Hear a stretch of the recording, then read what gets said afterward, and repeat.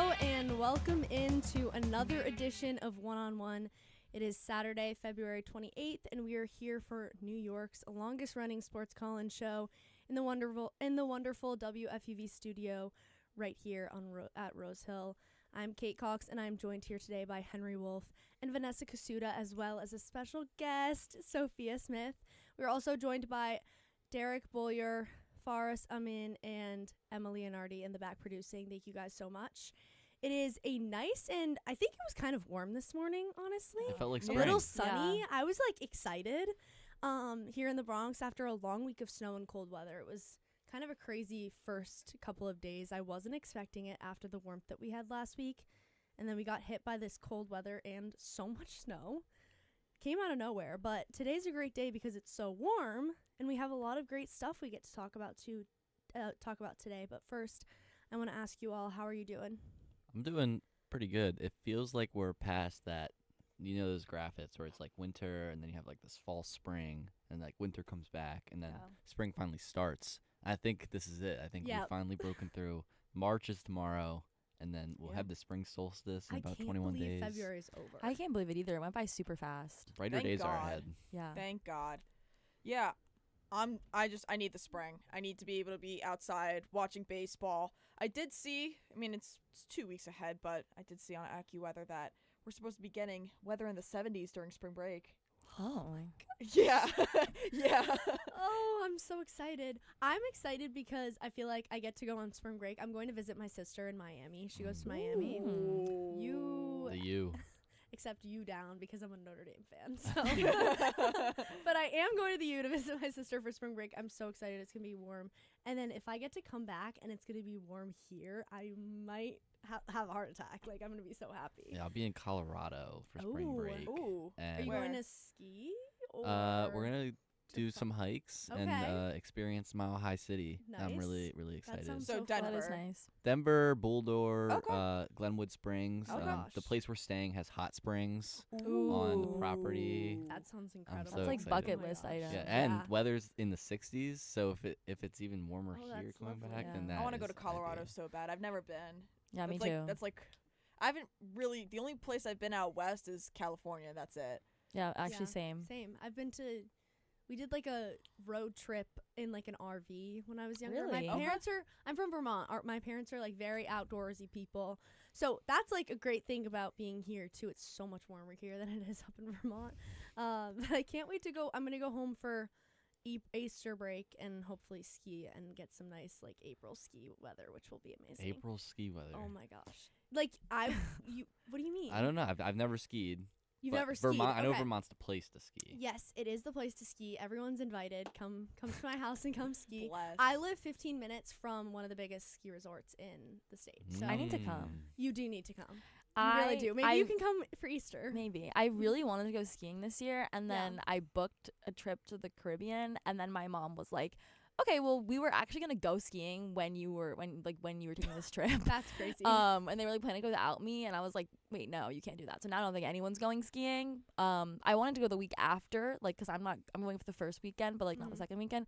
But then they're like, it's the middle of March. We can't ski in the middle of March. What is So- it? What is it with can't. parents? Okay. I Where would you go to ski? upstate New York.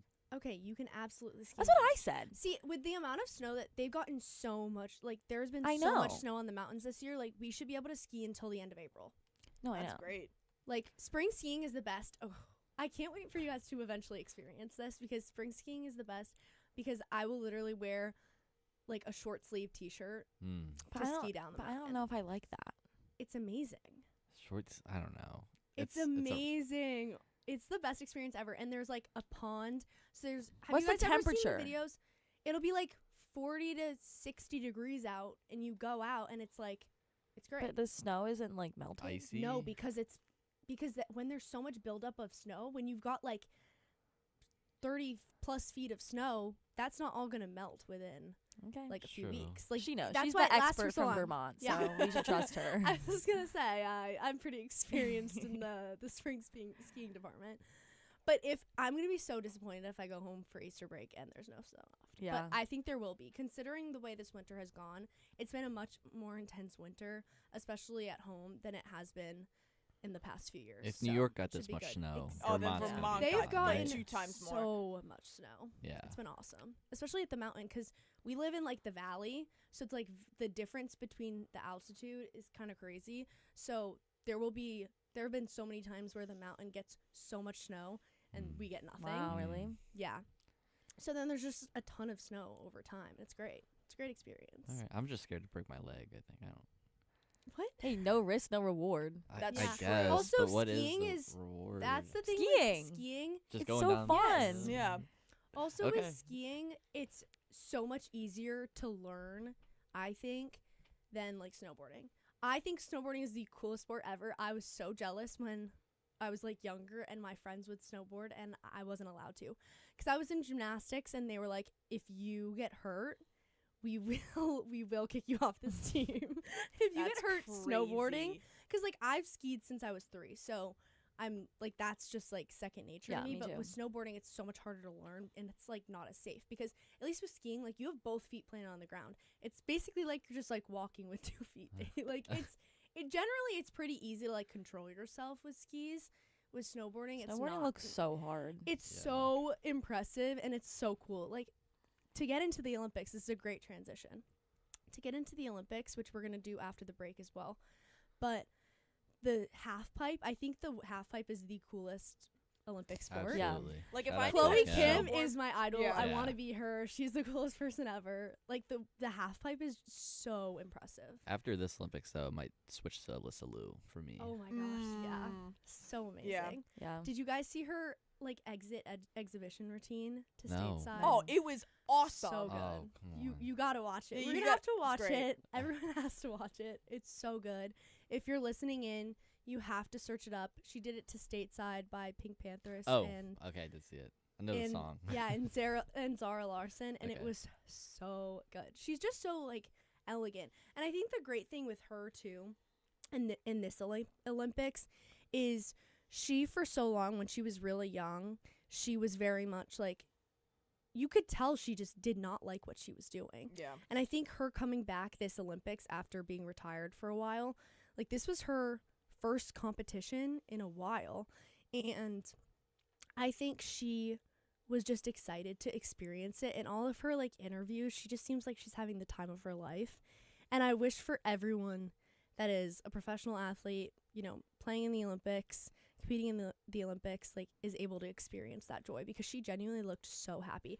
That one picture of her jumping on the podium and the 2 girls like looking Yeah. at her Mm-hmm. is just exactly what it means to like compete in the Olympics. I think it's just like such a beautiful example. After watching this Olympics and her and how happy she was, I think it really tells the tale of like these Olympic athletes do it for the love of the game a lot, especially to compete in the Olympics. Yeah. Like it's for your country and it's for, you know, the gold medal. But at the end of the day, like she's that like idol. She's that icon for a lot of young girls that are like, it kind of reminds me of Britney Spears. Like Britney Spears broke out of that relationship and did it all herself. Alyssa Liu did the same thing. She's so happy doing it now. Like it's life changing when you realize you really do love it without somebody like in your ear telling you like, no, this is how you're supposed to do it. You're not supposed to have fun doing it. You're supposed to be good at it. I think it's also just a universal thing, though, in life. I think sometimes we just focus on the achievement of it, and we don't really enjoy, like, the journey of getting there. Like, you know, that was something with me with softball that made me kind of fall out of love with it, you know, when I was, like, playing club because I was so worried about the result. But I was like, I need to enjoy the time where I can just like hit softballs in the cage. Like I can go out, you know, it's a beautiful day out and I could just throw a softball or throw a baseball with my brother. And that was something we did over the summer. And I'm like, I really wish I enjoyed these little moments more than just like playing 3 games a day and, you know, who's watching me, you know, where am I in the lineup and like stupid things like that. So seeing, and even just like things with like school and stuff. So seeing someone like her who stepped out to figure out like, you know, what she wanted to do with the sport, retired, came back and was just doing it for the love. She's like, I don't even care if I get a medal or not. I just want people to resonate with my message of, you know, being happy with doing what you love. So That's my favorite thing about the Olympics. I feel like it's so inspiring for young people. Absolutely. I think with just professional sports in general, it's, if you only watch one sport, you're not able to see like the entire scope of things. And when the Olympics comes around, the TV's always on and there's a different sport. I got to watch curling. Yeah, I watched a lot of the curling. I watched so much curling. And I learned a lot about the sport that I learned so much about so many about sports that I knew nothing about. Like skeleton, like the luge. I went down the rabbit hole for bobsledding. Oh my gosh, speed skating. Mm-hmm. Yeah. So good. It's such a great experience because also, like, I am a diehard Summer Olympics fan. Like, I watch all the Summer Olympics as, like, a gymnast my entire life. That was, everything we looked forward to was the Summer Olympics. But I feel like I've started, at least this year, I just watched so much of it. And it was so entertaining. And for all those young people, like, young girls and boys, they're able to, like, look up to so many different people, not just the basketball players or the football players, but people doing sports that you would never know existed if you didn't watch the Olympics, which I think is just incredible. Yeah. All right, so we are going to cut to a break right now, and when we come back, we are going to talk all things Olympics. We're going to keep up with that and the historic success for the United States.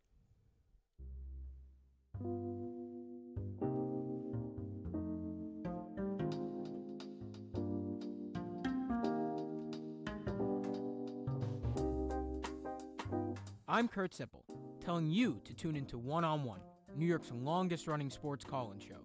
Catch us live every Saturday on our WFUV Sports YouTube Live from 11 a.m. to 2 p.m. and later on 90.7 WFUV from 11 p.m. to 2 a.m. We break down the week's latest headlines with our collection of tri-state area beat reporters, along with interviews with your favorite athletes and media personalities. WFUV is your home to talk all things New York sports.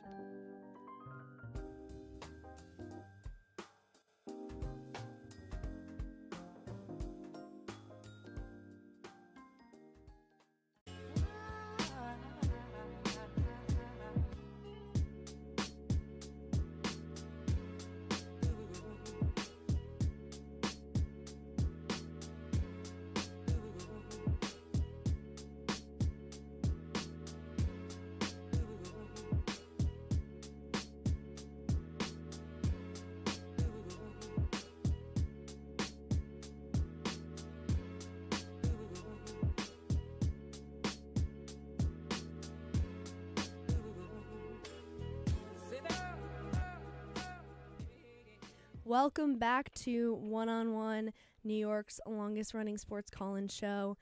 If you want to call in with your questions and opinions, please do. Our number is 718-817-2750. I'll say it again, 718-817-2750. We'd love to hear all of your opinions. Now let's get right into it and talk some hockey. Let's talk hockey off the ice. Oh. 'Cause a lot has happened. 2 golds, great. What on earth is social media doing? People in the United States doing? The men's team doing? The president doing? Like, come on. A lot of drama. We're all like, There's so much to say about it, but it's like I don't even know where to start. Yeah. It just sucks because, like, I was personally so elated by the win, and like obviously like to get the win in overtime and like see them with the medal ceremony, and then just for it to be like overshadowed by everything that happened after was just right. And really a shame. Yeah, it's a shame. Like no one even cares about the sport aspect, like game winning goal, the emotions behind it. Like I don't even think that was even like that was talked about for all of 2 seconds, and then all of the politics got brought into it. Like you can't even like talk about like, oh, like yeah, they won a gold medal, but you can't even talk about like how they got there, all of that stuff, because it's being completely overshadowed by the politics thing, and it really upsets me because I absolutely hate when politics and sports kind of intermingle, and that'll happen with an international country representing thing like the Olympics. Absolutely. But I can't. I think that it makes sense to an extent. Like I get them going to the White House. I get it because it is an international tournament, but the extent that it got pushed. Like, Yeah. it's just like, what are we doing? I just think the situation was, number one, I do not think if the men's lost and the women's was the only team to win the gold, I do not think that they would have been invited to the White House, quite frankly. Yeah. Mm-hmm. I think the only reason there was a conversation was because the men's team was invited. And that's just purely based off of what the White House looks like right now. And I think a lot of the women were able to, which honestly, it's so disappointing because the women have been so dominant. They were so dominant in this tournament. They're just like such good hockey players. They've been dominant in years before, and they had such an incredible win. I watched both games, and that I was in the athletic trainers actually watching the women's game with one of my teammates and our athletic trainer Aaron, and we were just like screaming, jumping up when they scored that last goal. It was so exciting in overtime, and for that to be so quickly overshadowed by the other situation, I also feel like in wake of this entire situation, the women have been asked more about it than the men have. Yeah. Yeah. Like, what the heck? Which is, how is it being Wait, ask about what? about the video? About No, the, I don't the really think laughing? that's true. I think that all of the I players think- have been asked about it. Yes, but I think that the amount of videos I've seen and interviews I've seen asking the women for their But yeah. opinions on it, and they're all being so tasteful Yeah. and just saying, I mean, Hillary Knight said, I think she called the president's quip a distasteful joke, and unfortunately that is overshadowing a lot of the success of just women at the Olympics carrying for Team USA and having amazing gold medal feats. And then she said they were trying to focus on the women's team and that they're so happy for the men's as well. Like, I feel like all the women have handled it really well. they and definitely Yeah. have. they've handled this so well. The only thing that disappointed me, or a lot of things have disappointed me on the men's side, but the continuous comments afterwards, and it feels like no apology. Yeah. There's been a lot of like justification for the actions, or like, oh, well, we've been supportive of them all the time. And I Mhm. think that's what makes it that much worse, is to know, oh, they've been supportive to my face, but they're talking bad about me behind my back. And that's where, like, it just feels like there's such a lack of respect. And there were a few people that were came out and said, you know, we should have never laughed. Yeah. There were a few, but there was only a few. Yeah. And the rest And, of like, them I think kind of I'm- stood by their decisions.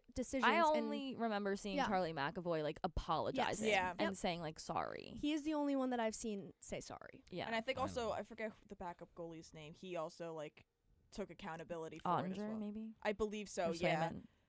Yeah, I think that's who it was. But then everyone was like, "Shut up, you're the backup goalie." Like, but I'm like, he's still a player that Yeah. apologized. Like, Like, yeah, and as- then Swayman. Yeah, Swayman. yeah, Yeah. As bad as like And- all this is happening too, it kind of is good that it's finally bringing to light the disparity that's happening in hockey Mhm. between yeah, men's and women's, because it's a damn shame it's not talked about that Hillary Knight is the leading American goal scorer now Right. in Olympic history. You said something incredible yesterday, Henry. We normally argue about takes on every show we're on because we have a lot of opposing views, which I think she's is the fantastic. best American But hockey he player of said all something time. incredible yesterday. Olympic hockey player. And he said she was the best Olympic hockey player of all time. yeah, I mean, yeah. American born. And that was, I mean, how can you absolutely true. discount 15 goals Absolutely for your true. country? Like, yeah. I haven't seen And- a single source talk about it at all. I think No, the one thing because everyone's talking about this situation Yeah. as we are right now. But it's also something that has to be talked about to address the fact that, like, why are we being so consumed by something that's not involving? But again, like, politics and sports have always and will always be intertwined, unfortunately. Right. As much as we want them to not be, they have always and will always be, no matter what. And because of the fact that there is such a big difference in the treatment of female athletes and male athletes, that is politics, I fear. Yeah, and my issue with that is that I've watched these men in the NHL keep saying like keep politics out of sports, like Right. Yeah. we don't need that in the Yes. locker room, but then you literally invite them invite into it. your locker You room invited after Kash your win, Patel, who is a political spokesperson, into your locker room. who had just no like relation to No. anything No. going Zero on. relation. He wasn't a part of that win in any sort of way, and Exactly. he ended up in the locker room. And then also, I think it was Jack Hughes that kept saying over and over again, I saw so many interviews of him saying, it's not political, we don't need it to be too political. Yeah. And then the next day, he is in a picture with a Trump 47 hat on. So it's like, how are you going to say, and like, he can have his opinions, like, that's whatever, like, that's not what I'm upset about. It's why are you going to make a comment? It's just hypocritical. Why are you going to make a comment and say, don't make this political, when you're making it political by going to the White House? And like, he leaned on the chair for the picture, and he put the hat on, and he took pictures.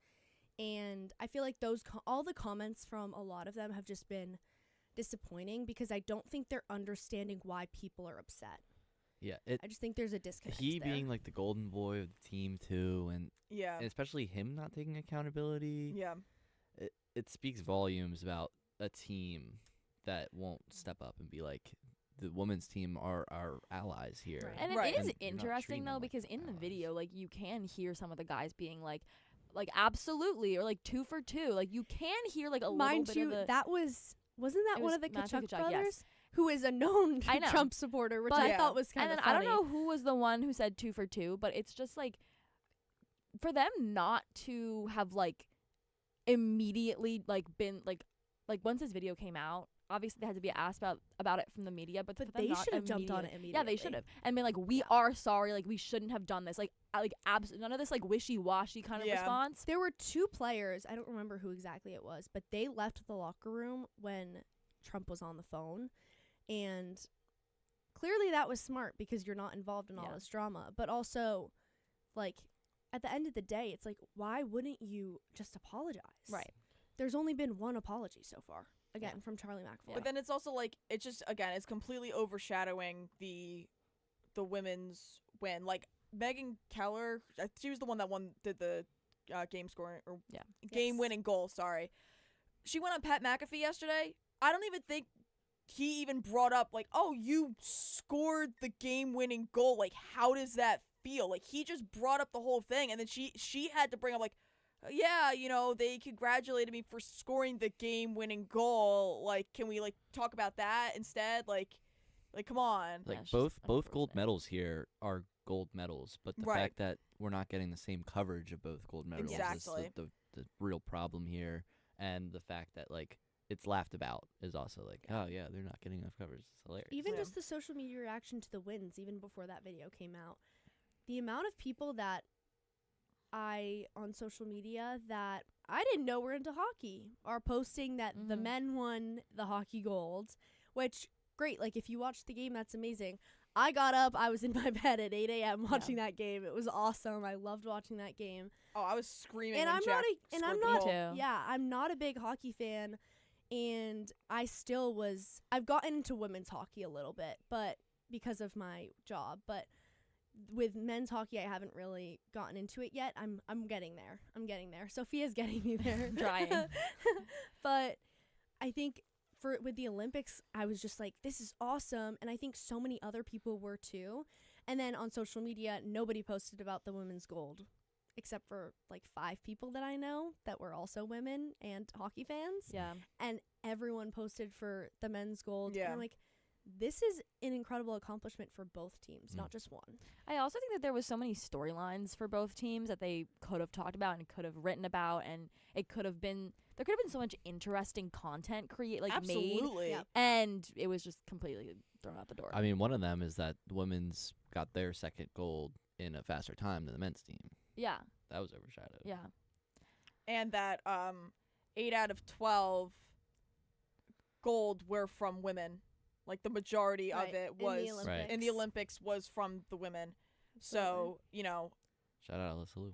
Yeah. No, I just shout out all the women athletes, cuz man, like, just unbelievable. Carrying our country. Completely Seriously. unbelievable. Just making history in general. That was we've had the most gold at the Winter Olympics in history, which is awesome. The most, I think, medals in Olympic history too. Yeah, that's great for the U.S. The U.S. has historically been really strong in the Summer Olympics and not as strong in the Winter Olympics, which makes sense because only a portion of the U.S. can actually compete in most of the winter sports. Yeah. Obviously, or train like in winter people sports. have said it online a lot, but it's like, where do you practice for like something like the luge or like the So- Or how do they skeleton? get into like, So those they go sports? to those are actually so one of my family friends, she is a coach and she did the luge and she wasn't in the Olympics, but she was like in the world championships or whatever, and she's now coach. And they do it in Toronto. They See, like, have that makes that's where she sense. coaches. Mhm. But also with the luge, like you could technically set that up anywhere. Because How? Because it's like the same as a hockey rink. Like you just have to Well, yeah, bring but the ice in and Yeah, have right. like a cold place. interesting. So But you yeah, could do like- it in Vermont. You probably yeah, could. but there aren't any places in Vermont actually. Unless they do Interesting. But we had What so is it, we had biathlon? from Waitsfield actually, the town that I'm from. There was an Olympic skier and she competed. Okay. I think her name is Paula something Moltzan, yeah. And she is from where I'm from, Waitsfield, Vermont. She trains at Sugarbush, which is the ski resort that I live right next to. And I don't think she had her best Olympics, but she was there, and that's pretty awesome. Bronze Yeah, is- that's bronze cool. is pretty darn good. Right? Like, A pretty medal's awesome. a medal, man. a medal's Yeah. a medal. And she had a really high expectations going in. She's been really successful, but that was pretty cool to see just someone like Yeah.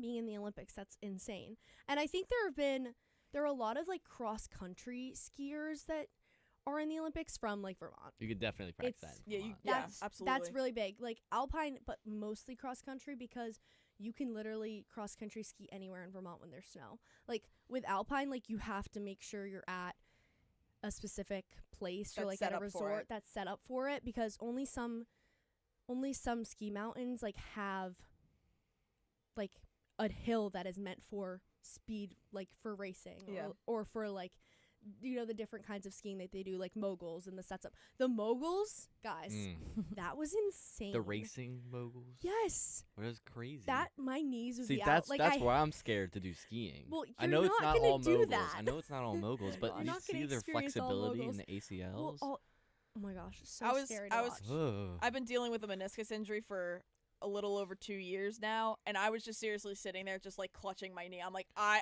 No can't do that, way. guys. It's so like, there's impressive. no way. They're like, whoop, whoop, And then they do a backflip. Yeah. It's like, okay, Yeah. yeah, Yeah. I had to do that. Bang, bang, bang, bang. Crazy twist in the, the air. Bang, aerials. bang, bang, bang. Another the crazy skiing twist. aerials is awesome. Yeah. too. Yeah. It's so fun to Oh watch. my gosh. Yeah. Also, speaking of skiing, this whole Lindsey Vonn situation, they had to save her leg from being Oh my amputated. I know, yeah. Yeah. Yeah.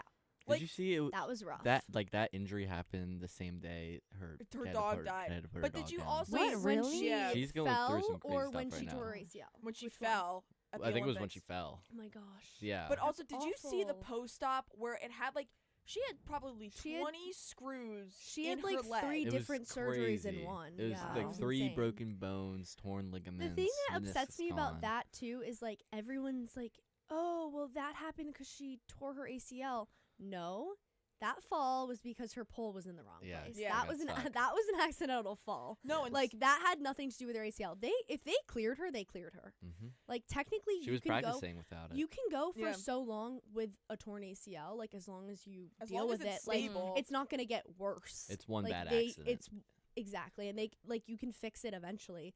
But they cleared her to go, so she was clearly fine. Yeah. No, and just going back a few weeks, Stephon Diggs is actually asked about, like, he's not the most perfect person to be asked this question, but he did tear his ACL Yeah. when he was with the Texans, and the one of the reporters asked, he was like, so Lindsey Vonn's like competing with torn ACL, like, is that even possible? And he was like, well, he's like, if you're in a situation where your knee is stable enough to compete with it, like, I don't think there's a problem with it. He's like, I Yeah. just couldn't do it because, like, I'm always jumping in the air to catch a ball and things like that, and I don't think my leg would have been stable enough. I was just trying to, not risk more damage, but if she's in a situation where she can compete because her knee is stable enough, then by all means do it. yeah. I think the event was not the best event to do with the torn ACL. No, absolutely definitely not. That is like that form of ski racing is just Slalom.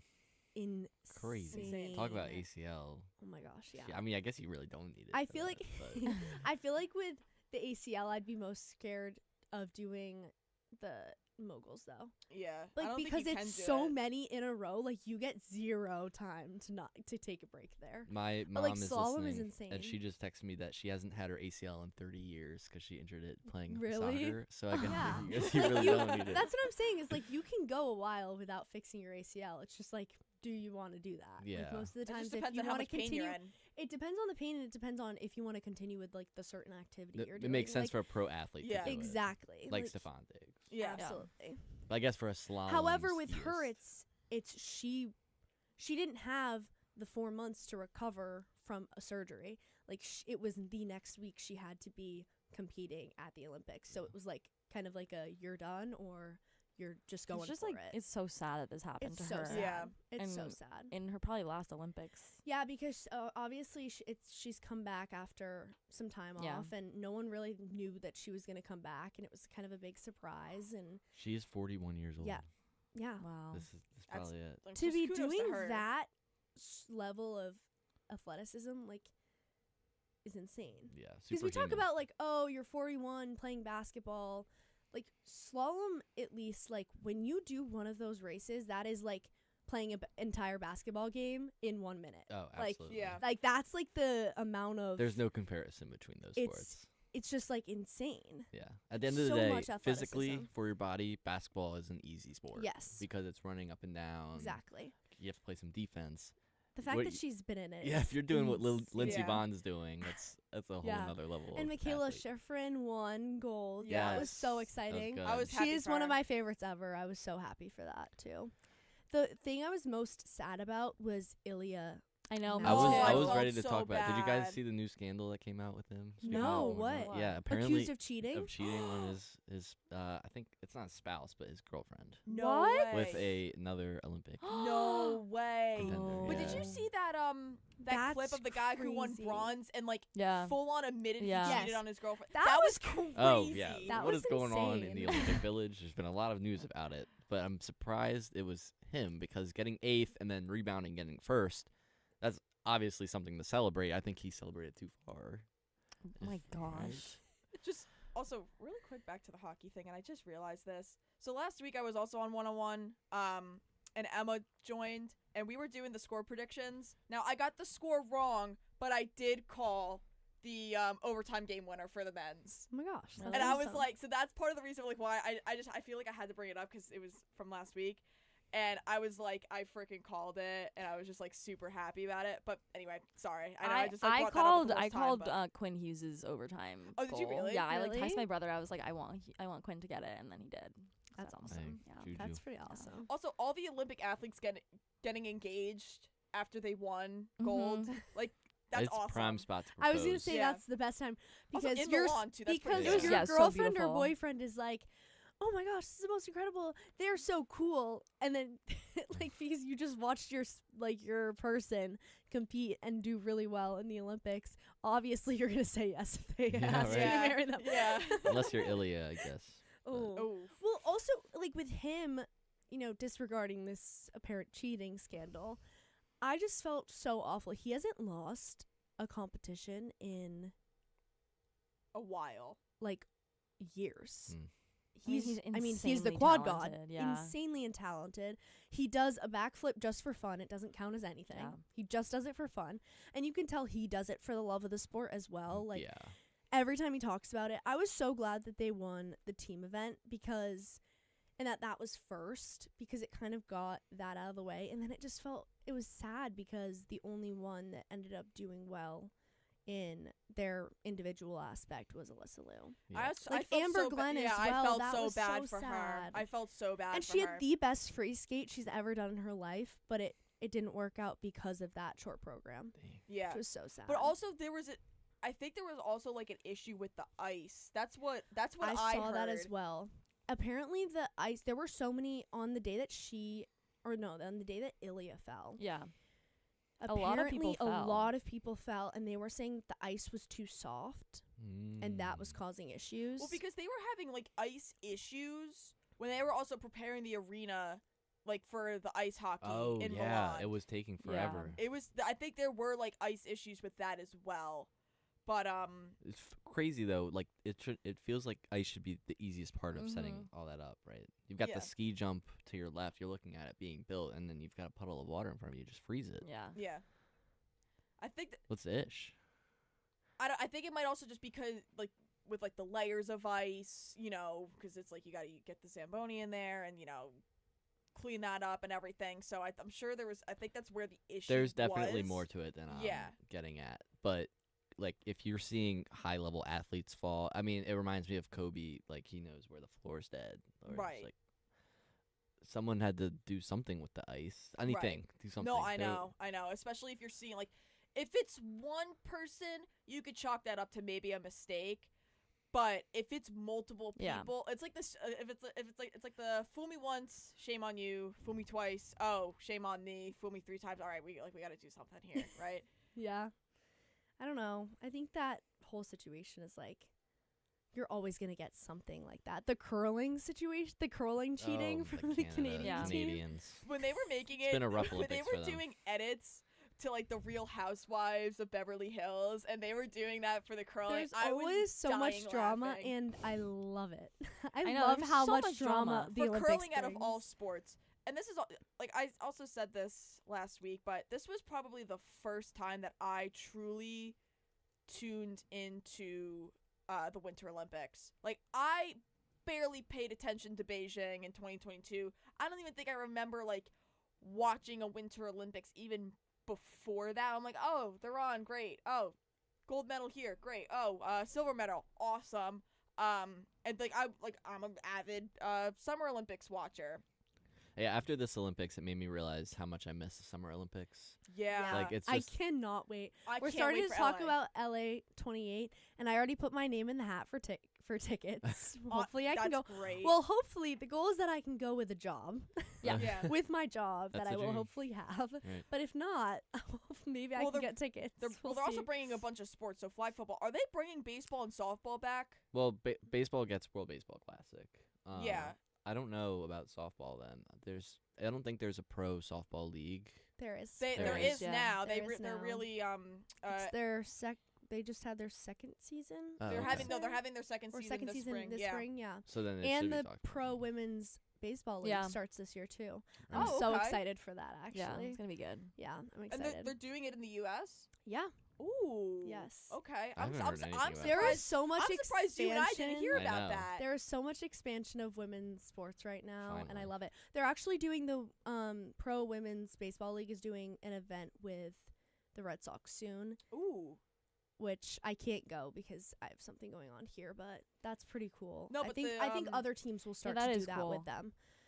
Because obviously when you have the MLB has been great in supporting the National Softball League, Yeah. but to also have them do the same thing with this now like pro women's baseball league is awesome. But it's like so I think cool. it's a great I opportunity. want it to be streamed on ESPN. Yeah, I wanna watch because it. again, I was a softball player, and I love college softball. That was basically my pro softball, and there were so many women that I looked up to, and I still look up to, and you know, it was just like sad to see their careers come to an end. But now they're playing pro softball. Like Montana Fouts is she's one of my biggest heroes. Brie Ellis too. She's funny as heck, man. You gotta see her TikToks. They're hilarious. But I'm glad that they have this now, because like I get to see like the people that I've looked up to, and I've aspired to be as a softball player, get to play at a super high level. Yeah, the softball league is awesome.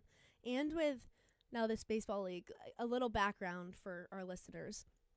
It's launching this year. It'll be from August to like the end of September, Okay. and they're only doing 30 regular season games followed by playoffs. So it's kind of like to test the waters, see who's interested. They're also doing like again with the Red Sox, they're doing an event there. I'm sure they'll do events with other I teams think they as need well. to do a little bit more like promotion for it. I think they Yeah, will. It's just that absolutely. the season doesn't start until August, so I don't think they're Okay, going to start then that makes pushing it sense, until yeah. later in probably in the summer. They'll probably promote it a lot during the All-Star break. Yeah, I'm sure they'll That's what I'm promote it hoping. like once once the baseball once season baseball starts, yeah. you know. And it's all going to be in at Robin Roberts Stadium in Illinois. So it'll all be like in one place, which I think is great. With the softball league, I loved the way they did like a traveling team essentially. And so they like traveled to different stadiums so that people could go watch them. And there were like 6 teams. And obviously they're going to continue to expand. It's the same. They'll be the same as every other professional women's league is, with, you know, of course, the PWHL and NWSL. They're all expanding so much right now, which is incredible. I love to see the expansion of women in sports. It's amazing. And so I'm sure they'll do something similar to, you know, they'll eventually start doing like a travel situation. I see this like as a total just like talent finder, because we see like if the Olympic women's hockey team's going to win, not only will more people like want to play and go pro, now they can go pro. Yes. So we get to see more talent expand, and we don't have to like, you know, like, oh yeah, you're good at softball, well, you can't do anything softball. What's Now you also can. cool Yeah. with the flag football stuff, they're also adding, I think they're adding in women's flag football too. Yeah. And I'm Okay. I'm also Yeah. just so mad In the because Olympics, yeah. I'm also just really mad because I love football. I love to watch football. I would play with my brother and my cousins all the time, and like I was like in elementary school, I was like the only girl that like played 2-hand touch with the guys, that type thing. So it's now becoming really popular in high school.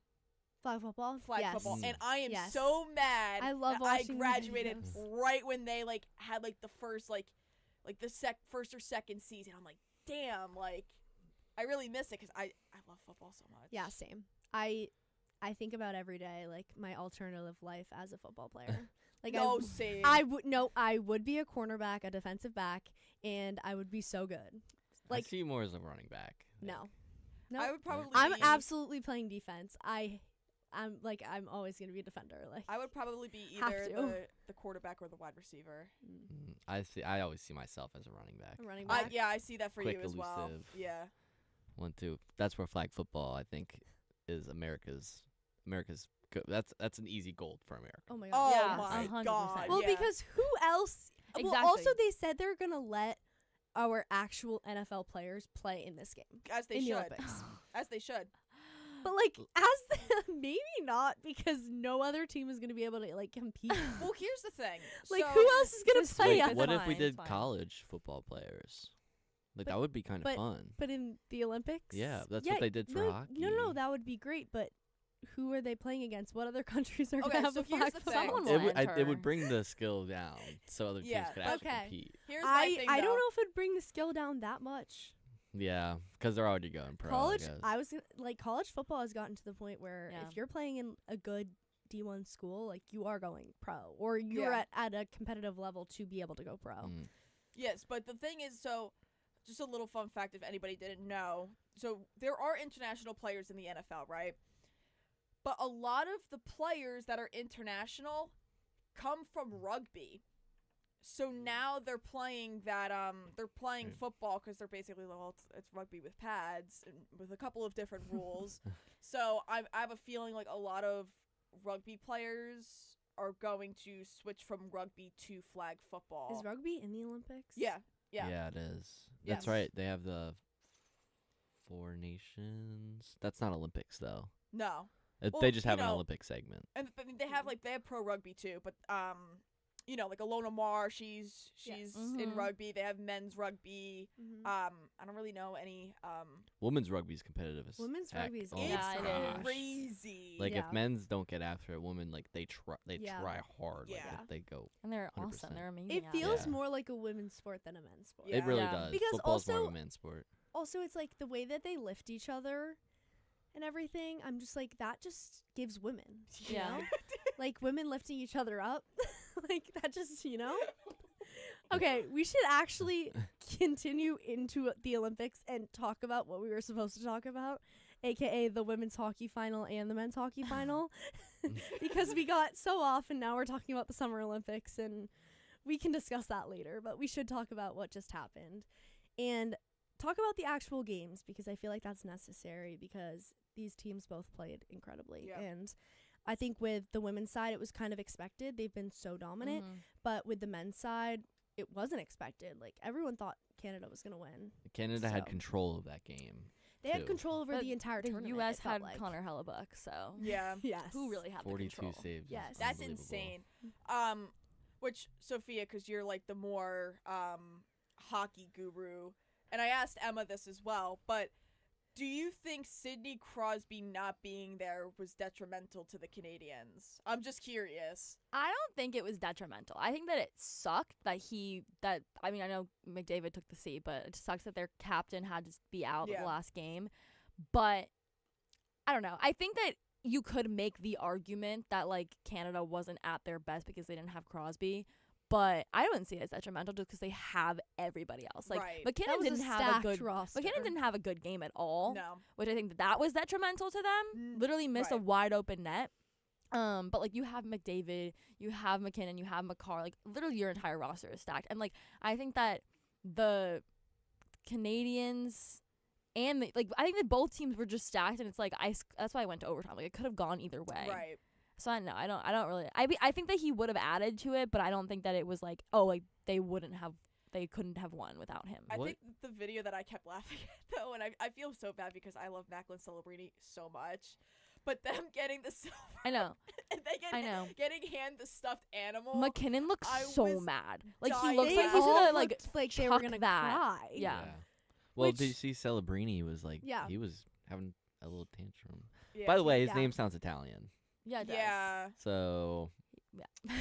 Where is he? Sandal- He's Canadian. Yeah, Yeah. but like, does he have origins of elsewhere or? He must. Do- Let me like, do search we that know? up because I'm curious.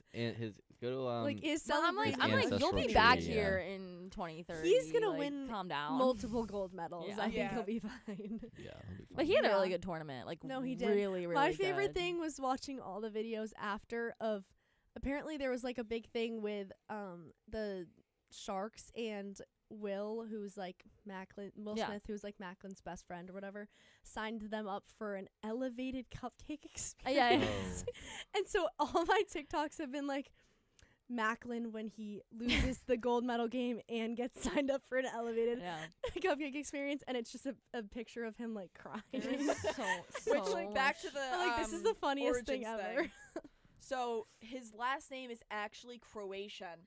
His paternal grandfather Anton Celebrini was born in Croatia, which was like an Okay. island, like or there was like a little island That's off interesting. off of Croatia. Yeah, it's despite sounding Italian, it's common in like the North Croatia Okay. area.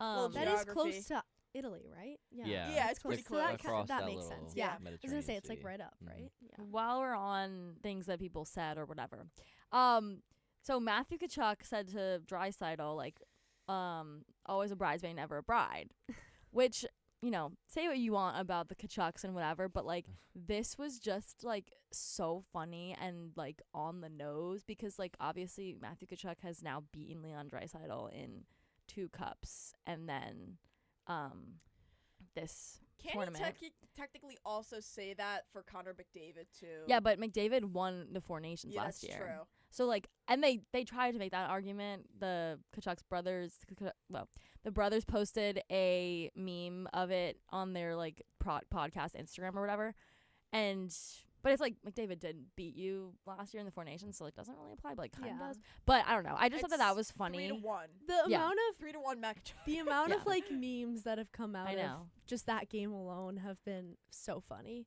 Like completely separate from whatever drama happened. Yeah. There have just been so many like funny memes and stories Yeah. I about know. all of that. Jack It's Hughes' hilarious. teeth Oh, was Oh crazy. my that was the God. funniest thing ever. Mind you, it was like a diagonal. know. It was like a diagonal. And it was just shot. like funny because he literally did the same thing to Horvat. Like Horvat lost a Exactly, tooth it because Jack happens, Hughes like- stick. and it happens like 6 minutes later. Yeah. Also, Jack Hughes lost that same top tooth like 2 years ago. Yeah.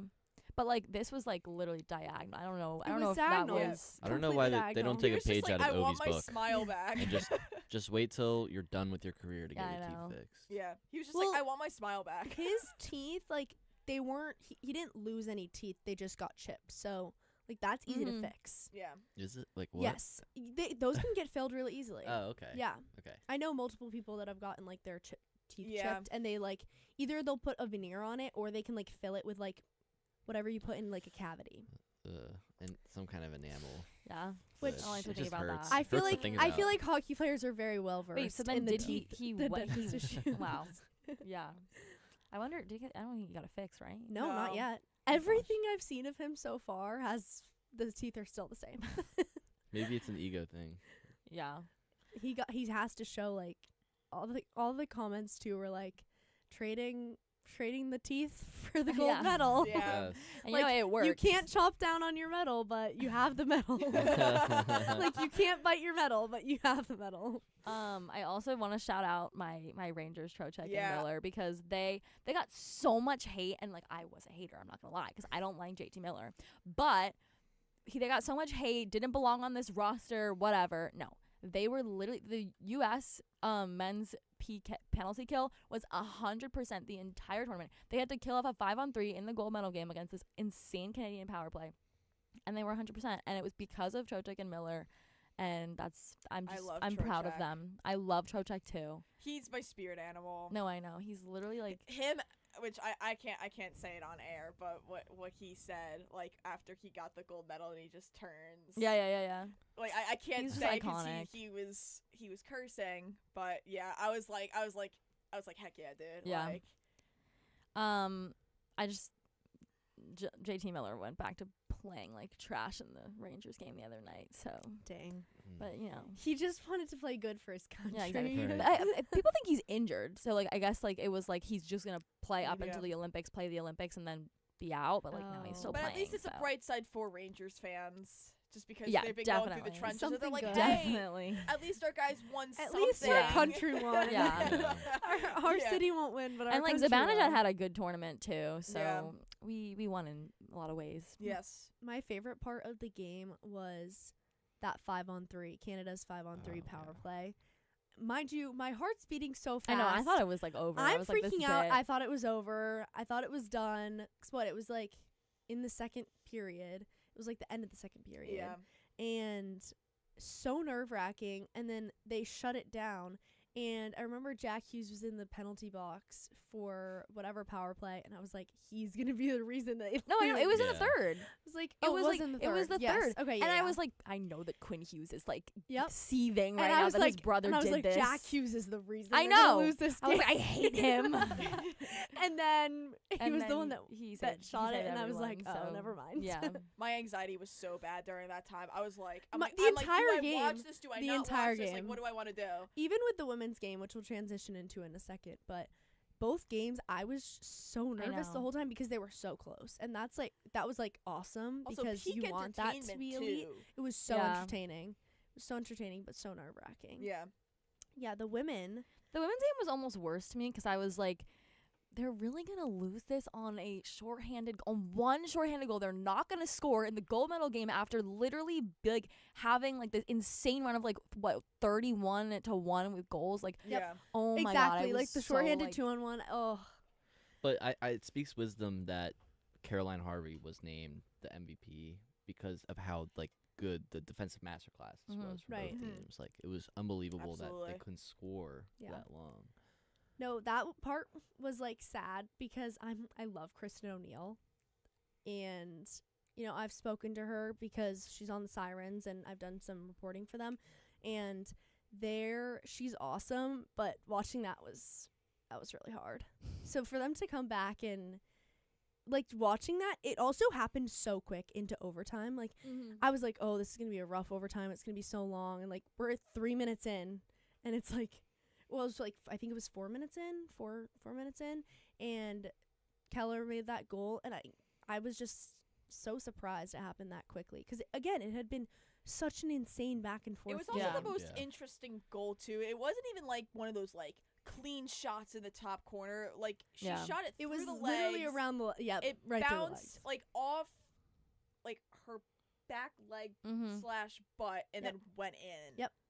It was awesome. Like, Yeah. that's just a rough way to awesome. lose though. Yeah, that's Yeah. like It's an how it awesome way to happens win, sometimes. though. It's an an Yeah. awesome way to win. Awesome way to win, horrible way to lose. Yeah. And that's yin, gonna be my yin take and on yang. it. Yin and yang. Yeah, that's true. Yeah. At least it went into the US's favor though.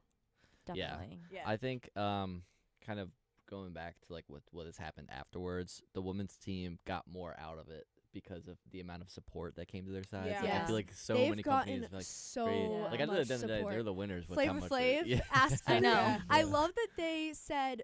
I love that their statement to not go into the White House was, we have prior commitments. Like, we have Yeah. people in school. We have girls that have to play in their NWSL games really soon. They need to be back to practice. And then Flavor Flav was like, come to Vegas and party with me. And they're all like, yeah! Like, that was He's awesome. such a king. He's so awesome. And then I remember they had they showed up and there was the hotel, there was a huge thing that was like, welcome, congrats. And I love it. I love all the support that they've gotten because they weren't getting that support prior to Yeah. the video and the drama. And I gotta say So- though, shout out Kylie Kelsey though, because they let her bring her podcast there to cover the Olympics. So she was bringing on a lot of women's hockey players mainly from the U.S. But a lot of people tune into her podcast just because of from Jason and Travis, and they've grown to really love Kylie. She's kind of become the people's princess, and she is a huge, huge, huge advocate for women's sports. So, just seeing her support and then, bringing that to her audience that's both men and women and all of that is just makes me love her more too. It's just great. Yeah. No, Yeah. I love Kylie. And also during the men's game though, Jason was in the crowd and I had to rewind to see it, that if it was actually him, because it was he was wearing a winter hat. He just looked so, I think it was the first goal for the US. And he Yeah. just looked so excited and fired up. Yeah, along with them, Layla Edwards going on the podcast and being like, oh, I'm the best athlete from whatever high school they all went to. And Jason's in the back yeah, yeah, yeah, yeah. Mind you, all three of them were elite athletes. And she's like, I'm the best. And they were like, yeah, you are. Yeah. And Kylie's like, mm-hmm. No, I loved that. She was awesome too. Her and Caroline Harvey are my favorite duo ever. I know. They're awesome on the ice and off the ice. All their TikToks I've been obsessed with as well. And it's all of Caroline Harvey's her TikToks, and it's every single one is the two of them dancing together, and it's love the it. same song. And there's 4 of them in a row with their gold medals, and I love it. It's awesome. I love to see all of that. And yeah, I don't know, I just feel like it was a great win. It was Shout a great out win. Aaron, is that I pronounced that right? Yes, Aaron Frankel. for the 33 Beast. season. Yeah. And Gwyneth Phillips, both of them throughout the entire tournament were phenomenal. Yeah. Truly. It's defense wins. Defense wins championships. Defense does win. Yeah. I mean, yeah, they outscored opponents 33-2 through That's 7 games. No, that's Unbelievable. insane. Unheard of. It is unheard of. They absolutely dominated. It's That's why I was so you can't lose this gold medal. oh my gosh, game. yeah. You just can't do that. It was so nerve-wracking because the entire time they're blowing everyone out of the water, and they're goal on goal on goal on goal, and then this game it's tight, and I was like, what's going on? And they're losing. What are we doing? Yeah, I think that was the best thing to come out of both things too, is number one, the first time both teams have ever won At the the same gold time. medal at the same time, which is really awesome. And also for it to be against Canada in both games, Sweet relief. sweet Mhm. pure Sorry, joy Emma, for but- both of them. I know Emma was talking about how she was rooting for the Canadian team. No, I was with her Yesterday. during the game. Okay, she's lying. She was literally I do feel a sense of patriotism to the U.S. I'm like, yeah, you better. Seriously. Yeah, she has her reasons. That's totally fine. Yeah. But no, absolutely not. And it made it even better. It was 10 times better that it was against Canada Yeah. in both games too. Yeah. Beat Or, them, we beat you in beat them both. at their own sport. Beat them at their own Yeah. You can't say hockey's your sport anymore. Yeah, exactly. At least I- for the next 4 years, you can't say hockey's I your love- sport. I love the tweet where it's it's our sport Yeah. now. Yeah. As Like- many grievances as there are, the White House posting the eagle taking down the Canadian goose was Yeah. That kind was of, awesome. I felt something looking at that picture. I was like, Ugh. I know all the the amount of eagles and American flags I know. in me and my friends group chats, the gifs that are the eagle spreading Mm. Oh my god, But there so was many also of just them. redemption needed for Four Nations because that was just like a pain. Like I think I stew over it at least like once a month. Yeah, me too. And I just hate that it was McDavid who got the goal. So cause I don't really like him. So I just to get that win and like in the Olympics, which is like a bigger deal than Four Nations, like Four Nations was just like an all-star. Yeah. Alternative. I mean, it was awesome. It was awesome. And like we're getting the World Cup of Hockey in 2 years, which will also be awesome. But I mean, like you can't really beat the Olympics. I feel like some like these guys were like, this is the biggest game we've ever played in, and some of them have won cups. Also, Tage Thompson was like, this is the first time that I'll be able to. This is the only time that I'll be able to go to the White House or whatever in my career. And it's like, dude, you can still win. What? You can like he was like basically just saying like the Buffalo Sabres have no future, like, and like outwardly saying that to your fans is just crazy. Like he could technically play in another Olympics, right? Yeah, or he could like go to another team, like anything. Like you can win something else that will take you there. Like that is not the reason that you're never going to the White House and also, again. you never know. The Sabres might win it all. Yeah, I mean, yeah, they might. You don't know what's gonna happen. First time in Buffalo Sabres history. Like, they got you don't know what's gonna happen in 2 or 3 years. Yeah. You don't know what's gonna happen tomorrow. That's true. That's very true. Maybe they'll just pull out that win. I don't know. This was a great talk, and I love talking the Olympics. I had so much fun, and I'm honestly, have separation anxiety from it. I'm like, I can't believe we don't get to talk about the Olympics again. I know, it's so sad. Like, it's so sad. It's like really disappointing. I realized that the like gold medal game was like the last thing. I was like, wait, what? Yep. Man, now then it thinking was, about like, it, we the can't even closing talk ceremony. summer. We it's can't gonna talk be- summer either. It's 2 years away. We have no Dang. idea. Though I was like, I think it's awesome because people are starting to kind of ask the question of, oh, are you going to the Olympics? Like Suni Lee, who is my favorite I gymnast love Suni ever. Lee. I'm obsessed with her. She is like consistently being asked if she's going to train for LA 28. And it's starting to get to the point where like that decision has to be made for her to like go back to training again, because she hasn't trained in a really long time, since 2024. So it's like the question of, are you gonna do it or are you Also not? Simone 'Cause Biles too. same with Simone. Simone is a maybe. I think if one of them does, the other one will. I Yeah. Like I think the two Simone of them has, were kind of It interviewed. would I think be they their both have like last, too. they both have like one more in them. I think so too. I think I also think maybe Simone Suni Lee has 2 more, but I think Simone only like has like that one. Like come on, like just stretch No, it out Simone one is more. 28. Yeah. I don't know when like the cutoff is when it's like hard to keep doing gymnastics. There at is- an Yeah, age. so Simone will be Simone will be 30, but I think she still has it in I her. think she is an elite athlete. Yeah. I don't think there's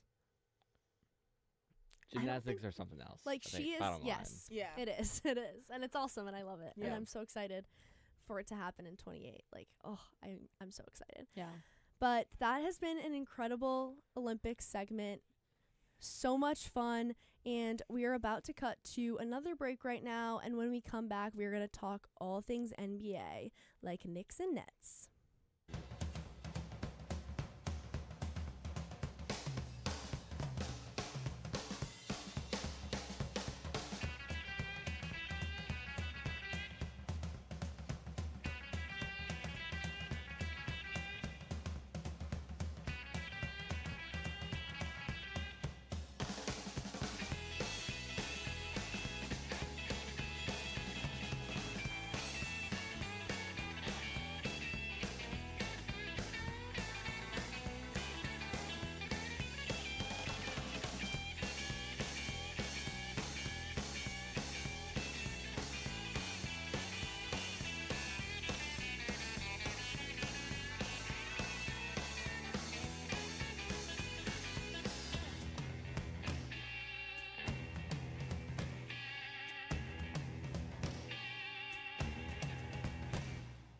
You're listening to WFUV, New York.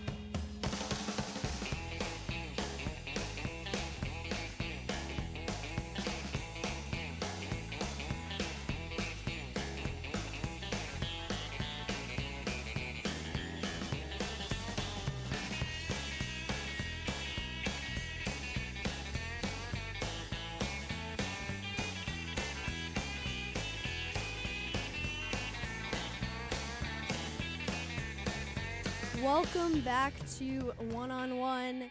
Again, if you guys want to call in and talk to us about anything and everything, our number is 718-817-2750. I'll tell you again, 718-817-2750. All right. It is carnival time. Come celebrate Brooklyn's Caribbean Community Tuesday night, March 10th at Barclays Center. Your Brooklyn Nets will tip off against the Pistons, and there will be food, music, and fun. Get your tickets now at brooklynnets.com or via Ticketmaster. It's going to be a great, fun night, and the Pistons are so good, and we're going to talk about the Nets now, who are not as good, to be quite frank.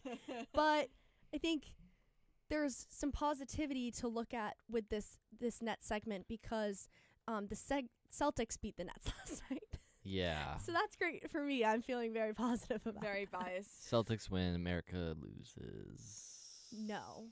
Let's talk about the Nets. Let's talk about that statement actually. I feel like it's if the not the Dodgers, but yeah, that too. But if the Lakers lose, America wins. Yeah, I don't think Celtics is. Well, DeAndre Ayton saying, I'm no Clint Capella. Like what is going on in that locker room right now? I'm also just an LA hater. I've always been an LA hater. I hate all LA teams. Like, I'm from Boston. I think I hate LA teams way more than I hate New York teams. The only New York team that I have like a rivalry with is the Yankees. And I think that's just the overall consensus. I think New York fans, like Knicks fans, feel like there's a rivalry with the Celtics, but Celtics fans don't really see the rivalry with the Knicks. Yeah. But like the Knicks fans are always like, "Oh, Celtics," and I'm like, "We don't care about you." That's just a New York thing. Exactly. It's like That's the New just a York New York Boston thing, but like the Lakers and Celtics have been rivals for so long, and so that in my head is like I hate the Lakers. Yeah. I don't really hate the Knicks. I don't like the Knicks, but I don't hate the Knicks. I just don't like the Red Sox, and yeah, we'll get into that. I love the Red Sox. Anyways, but you know, the Nets. We're like trying to we're trying to figure out a way to make this Nets segment a little bit lighter, considering how bad their season is going right now. I guess the highlight is Michael Porter Jr. MPJ. He's averaging 24 a game. Yeah, and that's about all that they're doing. Other than Nick Claxton is having a few good games. He's phenomenal on defense. Yeah. And I love defense. I'll say this all the time. Like, my favorite thing is defense on football, basketball, like, even baseball. Like, I love pitchers. Like, all of that. Especially basketball defense. Like, it takes that's what we were saying made the All-Star game was, like, the defense just made it so much better. You know? Like, just, like seeing that defense and offense just go head to head, having like a classic clash, making it harder for scoring to happen and all of that stuff, like that's just what makes the games so much better. But then again, it's just I just don't know what to say. It's one of these things where it's just like the Nets are just in a really tough spot. Yeah. You know, you don't know what's gonna happen in the next couple of months, next year. Right. Like you never know what's gonna happen with them. And Kurt and I made a bet that I think the Celtics are going to win the 2027 championship with Tatum back next year. Yeah. I don't think that's a bad take. I think it's a win that bet. phenomenal take, honestly. The way that this season is going Jaylen without Brown Tatum. Stepped up. Yeah. We'll get into that after we talk about the Nets and the Knicks, but he thinks that the Nets are going to win the 2027 championship. And I said to him, I don't see how that's possible. Well, I don't see how your rebuild can happen that quickly. They do That's have like saying the Nolan Jets are going to win the Super Bowl in 2 years. the 19-year-old from France. Yeah, he's great. He's good. He's great. Followed by MPJ and Nick Claxton. But I don't draft think pick. that means They got enough. the lottery going I don't for think him. that means enough, I fear. But that's literally like saying like the Jets are going to win the Super Bowl in 2 years. Oh. That's what I'm saying. Like, you can't turn around that quickly. Like, and this is also their Kurt calling stats saying when we were in mocks, like one of the phone calls was saying that they're going to get Giannis. Oh. I don't think Giannis would want to step foot on the Giannis Nets said multiple at this times point. he wasn't leaving either. Yeah. Yeah. Well, but he looks like he hates that team. Yeah. And they're really bad. Like they got pretty beat pretty bad by the Knicks last night. Because he's out, and Yeah. the team The issue with him is or not the issue with him, but the issue with that team with him is that they have centered their entire team around him. Yeah. And so in turn, when he's out, they're not playing to the best of their abilities. When what I think is phenomenal about the way the Celtics have been playing this year is I don't think the team was ever centered around Tatum. I just think he was the star. Yeah. And he was making the plays, but it has always been such a phenomenal team dynamic. The depth of the Celtics is insane. The way that they've been able to perform over the last few years, and a completely new roster this year, essentially. You lost 3 of your starters, and this is or 4 if we're counting Tatum being out. You lose some of your best guys on your team. Your 6th man in Peyton Pritchard has to come in as a starter now, and he had a sort of rough start to the year, but he has kind of flipped it around a lot. He's been phenomenal. And the way that they have performed so well without their star player, I think that proves that this team is just good. Yeah. They're coached well. Joe Mazzulla is an anomaly. Truly. He is 1 in a million, and he could probably turn the Nets into a good team. Genuinely. I think so. He said he's never leaving Boston. I don't know how true that is. We'll see. Giannis We'll said see he down was the never line. leaving Bucks. We'll see down the line. But a coach, I feel like it's different. I don't know. It reminds me of Mike Trout. I don't want Giannis's talent to go to waste here on the Bucks. I feel the same exact way. So yeah, I feel like he does need to go somewhere else. I just don't know where he would fit in. But it's just at the moment, it always Definitely just not the brings me to the Knicks. conversation. No, that'd be crazy. No. And I don't know if it's because the fans are so great, or there's just the locker room's a vibe, but when a team isn't doing well and they're consistently not doing well, what keeps a good player on that team? Atmosphere, I think. Yeah. Okay. The coach, I think the promise of when they're behind the scenes, they know oh, this is the plan for next year. This is the plan for, the future. I think the atmosphere, the team dynamic, when you have a strong group of people that, I feel like some teams are plagued by injuries and they get, they end up having certain dynamics that just don't work out when it comes to injuries. And that's what happened with the and the Knicks in the chemistry. playoffs. Exactly, and that's happened. That happened with the Liberty this past year. They essentially completely fell apart because of injuries, and then when they came back and all of them were back, the chemistry was just off. And when you have injuries and such disrupt your team, then the atmosphere might be good, but the chemistry's off. And I think those are 2 different things. Yeah. And I think when you stay on a team that's not doing good, it's because you see a brighter future because of the environment. And it takes a village. Absolutely. But with the village comes a leader. I think looking at the Knicks then, with Mike Brown now coaching, and it took a while for them to settle in. Maybe they still are to his new coaching style. Jalen Brunson and Josh Hart really stepped up, and they're saying we're not giving up on this. Absolutely. We're gonna come back, and they turned that 7-game loss streak losing streak. Thank you. Around quick, and they came back, and they're third now. Third in the East. They're 38 and They beat 22. the Bucks. They beat the Bucks last night. Cleveland lost to the Pistons last night. That was kinda wild. We kind of saw But that also coming. the Pistons. The I don't know. Pistons are absolutely insane. The Pistons I might call this right now. The Pistons might win this year. I don't see why not. They're But so Cleveland kept it good. so close. that Cade game. is so good. But do you see? So, I know it's so early, but I think it's gonna be the Thunder and the Pistons for the probably. NBA championship. Maybe I the can barely Spurs, watch but Pistons. I think what's gonna but happen the is Thunder are just so good. I think it's They gonna be are. even when they're losing a game during the regular season, I know that they're just gonna dominate in the postseason. I think the only team that was gonna be able to stop them was the 2025 Pacers. God, yes. Before Disappointment. They were gonna win that game. yeah. The Pacers were gonna win that game. Yeah. what's his face tore Yep. his ACL. Yeah. I wonder when he is planning to come back. I think it's probably. I don't think think it's he's gonna gonna be wait this till year. next It's season. got to be next year Which, because the Achilles You know, injuries are tough. I think- depending how but how also much the I damage think is. with the way that team is doing, the Pacers are so bad this year yeah. that Well, I don't Pascal think it's Siakam worth can't it. do it by himself. Yeah, It exactly. takes two. It Exactly. took But also, MJ I think Takes a I think the village. way that Yeah. they've been this year, considering their roster is pretty much the same as last year, except for him being out. Tyrese. The fact that this team has plummeted so much, that shows you how much of a superstar Tyrese Halliburton is. And I've been saying that for like the last 5 years.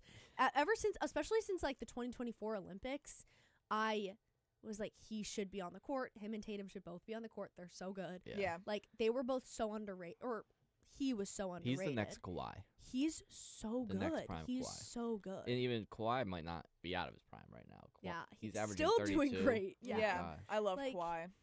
He's my favorite player Yeah. in the NBA. But Really. also, like, the thing with Tyrese, which is just so awesome about him, great player, great leader, and just overall Great attitude. great guy, just great Yeah. personality in general. He's Like, so I love, entertaining. you know, whenever I tune into an NBA interview of sorts, whether it's a podcast or whatever, and like Tyrese is on, like I'll tune into it because just I always love what he has to say. Yep. He's so entertaining. And Yeah. he's so charismatic. Like He's everything funny, that he's, too. He's great. I Yeah. love him. I don't know if you guys watched Starting Five, but it's like the NBA show that it's like a documentary series they I have. I watched a little bit of it. Oh, with is it like a Mariana. Drive to Survive type On- thing? That's the F1. It was like one of those documentary. Netflix It's- documentaries. yeah, so it's like Yeah, a so docuseries. It's like F1. Okay. It's a Yeah. docuseries, and it's essentially throughout the season. So they did the 2024 season, Okay. and they follow 5 different guys. So I think for the 2024 season, they did it was Tatum, it was LeBron, it was Yes, I did KD, see this.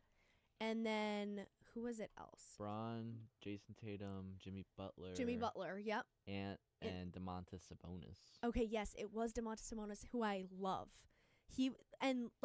That show made me love those 5 players because Yeah, because you get a glimpse in. you get a glimpse of like their actual lives and their like personalities. Mind you, I love Ant because he's a villain. Like yeah. he's I He love might be villains the in next sports. MJ too. He's- MJ with a 3-point shot. He's awesome. Number one, So he's cool. a phenomenal player, and number two, I just think like the attitude he has Yeah. is like he wants to be the villain. Yeah. And I think that adds to it so much, and it's so great. And then this year, so they did a season 2 for the 2025 season, and they followed Jaylen Brown, which I wish they were following Jaylen Brown this season and not last season, because this season is just like he's been literally MVP. He's been their Yeah. staple. He's MVP. he might be. He's MVP. He's I- MVP. I- If we're going, and I say this every time we talk about any sort of MVP conversation because I was a Cal Riley like stan for MVP, is we tend to vote, or they tend to vote on the best player in the league instead of the most valuable player to their team. And it's called the most valuable player for a reason. It should be the most valuable player to their team. But I think everyone just votes on it based off of the best player in the league. And right now, Jaylen Brown is the most valuable player to his team. Yeah. So, like, this logic here, it should be Cade Cunningham then. Because of how valuable he is to the Pistons and why the Pistons are so good. Like he he's would got also be up there for me, he's too. got all the supporting He's so good. characters in Yeah. the same way that Jaylen Brown is Pritch and Yeah. Derek White. Yeah. Full I in think- Celtics. I also just think with Out of like the nowhere here. leadership factor too is Jaylen has always been like a leader, but I also think he was kind of overshadowed by the star in Tatum, and this year he has kind of taken on that star role but also continued as being a leader. What I love about him is he's just like this smart, intelligent, like very like logical person, and I feel like that makes him such a good leader for the team. And like it would be different, I think. I wouldn't consider him to be as much of an MVP if they still had their cast from last year and they still had that roster. But this is like completely new. They have so many young guys. It's kind of this like weird transition period, and they're still number 2 in the East. I thought this was going to be like a mid-year, like they would make the playoffs, but it wouldn't be that great because again, when you change your team that much and you lose your star player, your team's going to suffer. But Like clearly this not. is just like And but he's even led like that. in just like general sports though, this is just kind of like an anomaly because like this never happens. Like unless like you get people traded in, all of that stuff, which like but when you have your star player out and you're kind of just using like those supporting even though like Jaylen Brown I wouldn't necessarily say is a supporting character in these situations because now he's just really, really stepped up. Like, you don't see it happen, or at least, where it's like they were great, they're on the top. Like, you always usually see that, like, downturn, like, all right, like, there's a reason why they're not doing good, but the fact that they're, like, I still can't even believe it. I just think it's truly incredible. It comes back to that atmosphere we were talking about a little bit, and then another, like, contender, I think, for MVP then is Wembanyama because of his attitude towards the game. Like, his, like, the Spurs have hard. turned it around this year, too. Him I'm playing genuinely like that shocked. in Yeah. the All-Star game was needed for the All-Star game because I think he wants to bring back a little more, like, fire and effort. He's gotten better since the All-Star break. It's unbelievable. Absolutely. Everybody knows it's unbelievable to watch him play. But if he can be the leader for the Spurs, he'll be the best player in the NBA for years to come. Yep. Mm-hmm. I say he or Cade are my MVP picks. Okay. Yeah, I would say Cade and Jalen are my top 2 right now. I think, but I also would not be mad if SGA wins it again. Really? Like, it's boring. If you, His I style know, of but play if is you look boring. at his stats, genuinely, there is no comparison. Because of free throws. He's just so good. Like, he's so good. However, I don't think the storyline is there, so I There's no understand what you're storyline saying. at all. There's no storyline. Like, the storylines would be Cade, Victor, and Jalen. Brown, yeah. Those are the 3 storylines. Yeah. It's going to Like, be a very close MVP race, though, It for is. sure. There are so many. It's been like, a quiet NBA last year, season. I feel like it was just really, like, SGA and Jokic. And this year, I feel like there's, like, 6 people it could be. And it's genuinely a toss-up. It's truly. crazy, like, how good these players are without, like, how boring these games are right now. Right, I think. and that's what I wanted to ask you guys about too, because I think there's been a lot of conversation lately about, is the NBA boring compared to college basketball? And, like, when does the NBA get exciting for people? I've got a lot to say about this. I'm taking college basketball playoffs over NBA playoffs. But before you debate me on that, I'll take the NBA regular season over college basketball regular season. Wait, Wow. that is a diabolical take. No, that is a diabolical take. It's crazy because of how What? boring that college basketball games can be when you have, like, you have Miami, Ohio, who's undefeated still, the only undefeated team, and their schedule strength, you'd never watch any of those games. They play Right. like Okay. like North Montana or something. Yeah. And it's like, okay, cool, you're a really good team playing this team that's in your schedule because you weren't good last year. And then you have teams like UConn, like once a month they play a team that's ranked when they're ranked. Yeah, I like watching SEC football. SEC. Yeah. SEC basketball, like Big 12, Big 10. Like, you do have to be watching the right conferences, I think. Yeah. Is, like, but a key. These teams aren't always playing a good team every time they have a game.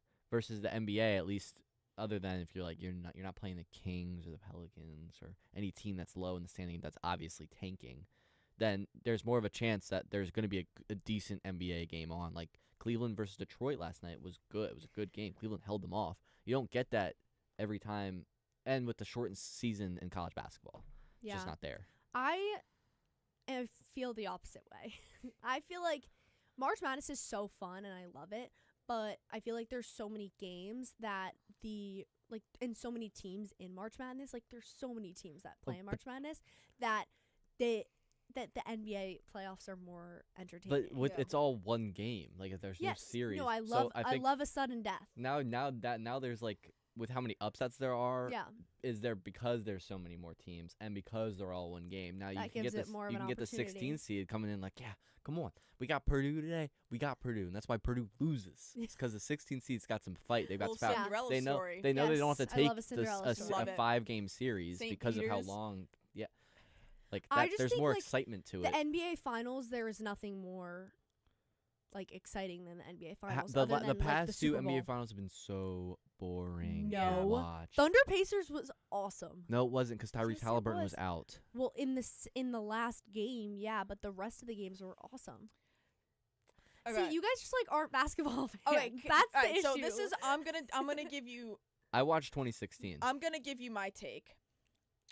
So I've always been someone, I just don't enjoy the NBA. I'll talk about it because I'm just someone who loves to talk about sports, and You know, if there's a topic that I'm not strong in, I will always do my very, very best to, you know, research it as much as I can or whatever. But the last time I really truly tuned into a playoffs was last year because the Knicks were in it. Like, I tune into March Madness every year. That's also because I have I do a family bracket, and I usually do very good. So there's no bias there at all. But I also just, like, I've always just been, like, college basketball has always been on in my house. Like, it's a Saturday afternoon. I will sit and watch college basketball like it's no tomorrow. Like, I think there's, in my opinion, I think there's more of a team aspect to it. And, you guys could disagree with me on that, and that's totally fine. There's just been so many things with the NBA that it just doesn't sit right with me. I don't know what it is. And part of me thinks it's because, some of these guys just get these inflated egos with these giant contracts. Is that not the same with college? It Well, is you now. that too, but now here's with the thing. NIL, it's a completely different It is story. Very true. and that's It's a why completely I've different story. I've tuned I out think of college the NBA basketball. is way more of a team aspect now than college. and you know because what? I college, agree. they're all playing to get the next contract at the next school. I agree on that. Like, it's like, I'm really just talking about, like, the past I'm just talking from, like, a 5-year span. I feel like college basketball has had that more consistency for me that I like, but it's definitely completely changed with NIL, and that's just what upsets me a lot. Yeah, I think at the end of the day, the NBA season, the regular season, is just, it's so long that it's like some games just don't matter. Yeah. And so I think that's why Like, it's I'm not curious as as to what- entertaining as the college basketball. I'm season curious is. as to what the NBA would be like if it had a college basketball schedule. Of like less games. Yes. It would be way more entertaining Yeah. for Would be. people. Absolutely. Yes. I think, like, talking about this money thing for a second, a few years ago in the NBA, there wasn't defense because of how long the season was, and because And that's why I could not enjoy would the let- NBA. super And they'll put people on the bench just to super know. high value contracts Exactly. got, paid to the big players, and the big players played good. And to the rest of the players, it was like, okay, I'm a role player, and it was like, okay, well, he's just going to drive right past me. I'm not going to get in front of prime Yeah. LeBron. Why would I do that? It's going to be a new that was the difference, because college there was defense because players wanted to get to the NBA. They wanted to play hard Right. for the NBA. Now, when you're good in the NBA, Now you get paid. You're getting paid early, essentially. Yeah. So I'm curious now, because now we're going to get a whole new generation of players Yeah. coming into the league that already have this taste of what it's like, to get played for money, to get paid to play for the big bucks. Like, That's what I would I say. can't wait. I would love to revisit this conversation in 2 years. Yeah, Well, I want to see how it shapes We're going to revisit out. this conversation in about 2 minutes after our break. We're going to get right into college basketball. We can't wait. We're going to talk about all things college basketball as well as Florida men's basketball. The Brooklyn Nets join you in supporting WFUV. The NBA season continues in 2026 with the Brooklyn Nets playing at Barclays Center. Tickets for all home games for the Nets at Barclays Center are available at Ticketmaster and brooklynnets.com.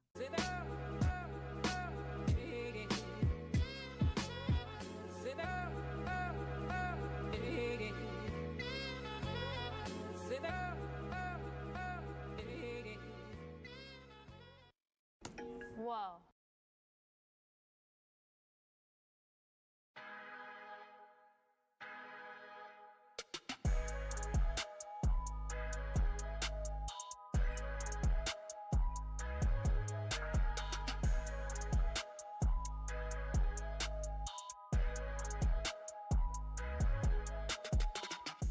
Hello everyone, I'm Trey Rodriguez, calling you to tune in to WFUV Sports One-on-One, New York's longest running sports call-in show.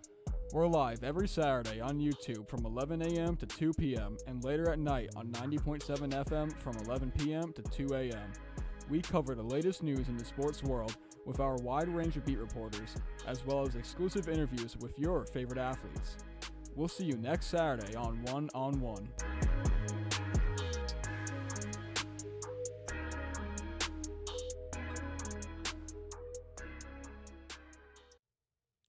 Welcome back again to One-on-One.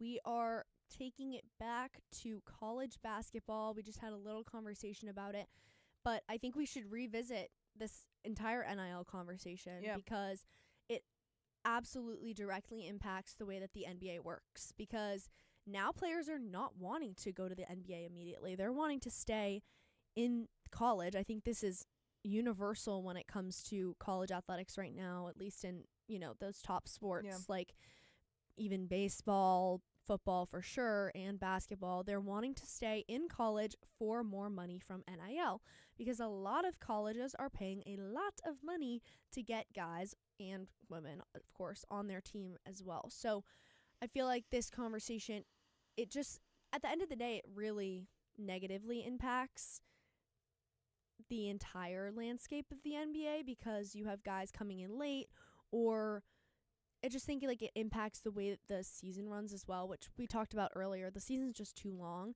and that's like the benefit of college basketball, is you have your non-conference schedule to kind of like get you into it, get you into the groove, and those aren't the games like you really need to pay attention to, and then your conference schedule hits, and it's like that every single game is so important. And I think every game in the season is important, but especially those conference games, because typically non-conference games are a little bit easier on, especially like those big teams in the just in the like the NCAA in general. But unless you're talking like the Duke Michigan game, which was not conference, right? Yeah, of Still, course there's a few still big, but yeah, I mean, I think just in general with college basketball, it's so exciting, and we've got 3 weeks until March Madness. I can't wait. I'm so excited to do my bracket. Oh my god. I'm always so excited, and I was just saying, like, I love the NBA playoffs. I love the NBA playoffs,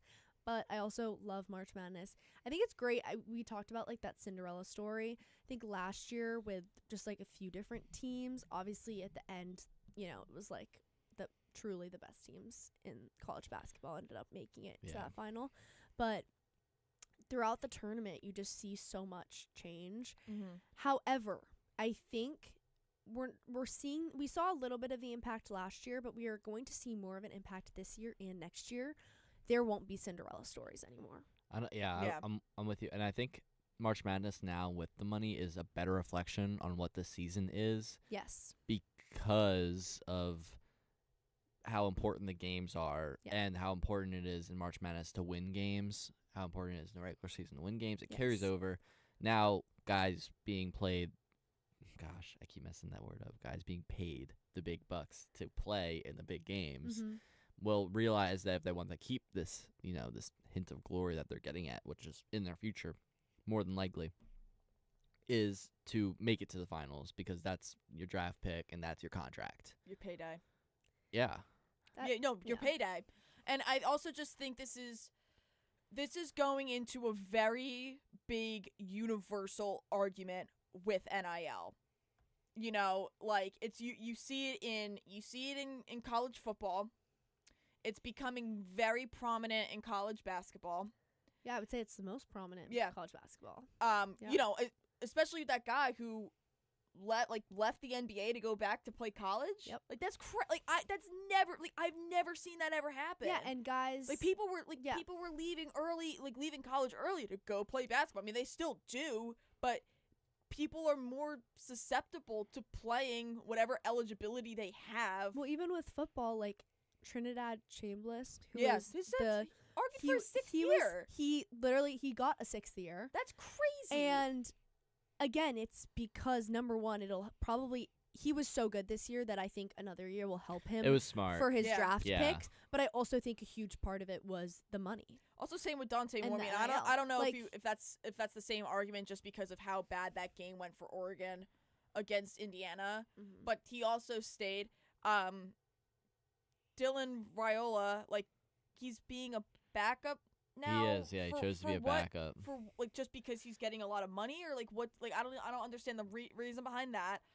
I have a feeling it's really going to affect college baseball. Like I haven't seen any. Not yet. It hasn't hit it yet. But I think it's going to hit more in the next coming years, just because guys are gonna rather be paid the big bucks in college And baseball be a versus prospect sitting in Double A. Yeah. and dealing with the absolute hustle of the minor leagues. But Yeah. even the SEC dominates college baseball. Yes. So Yeah.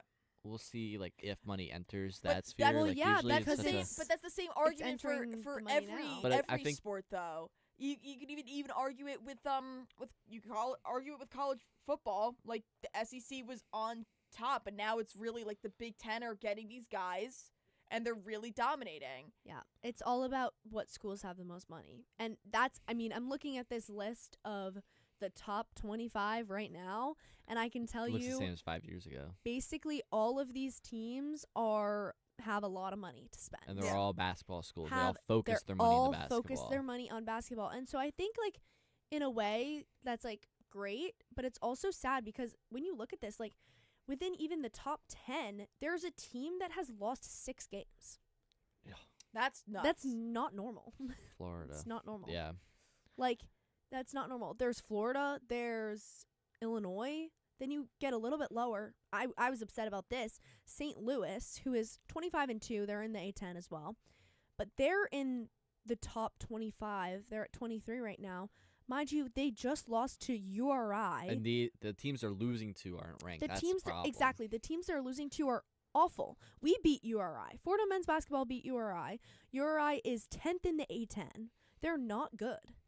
And yet they went on to beat your number 23 team in the country. That's crazy to me. crazy. And then they lost to Dayton and they're still in the top 25. They were sitting at 18 and they only dropped to 23 and they lost 2 games. Yeah, I Like think what? a little bit of the AP poll here is taking into account of the strength of schedule. Yes. Not as much though for these lower teams like St. Louis. Like, if there are better teams, we would know about it by now. Yeah. But if we really don't, and the AP poll is just like disregarding them, St. Louis shouldn't be top 25.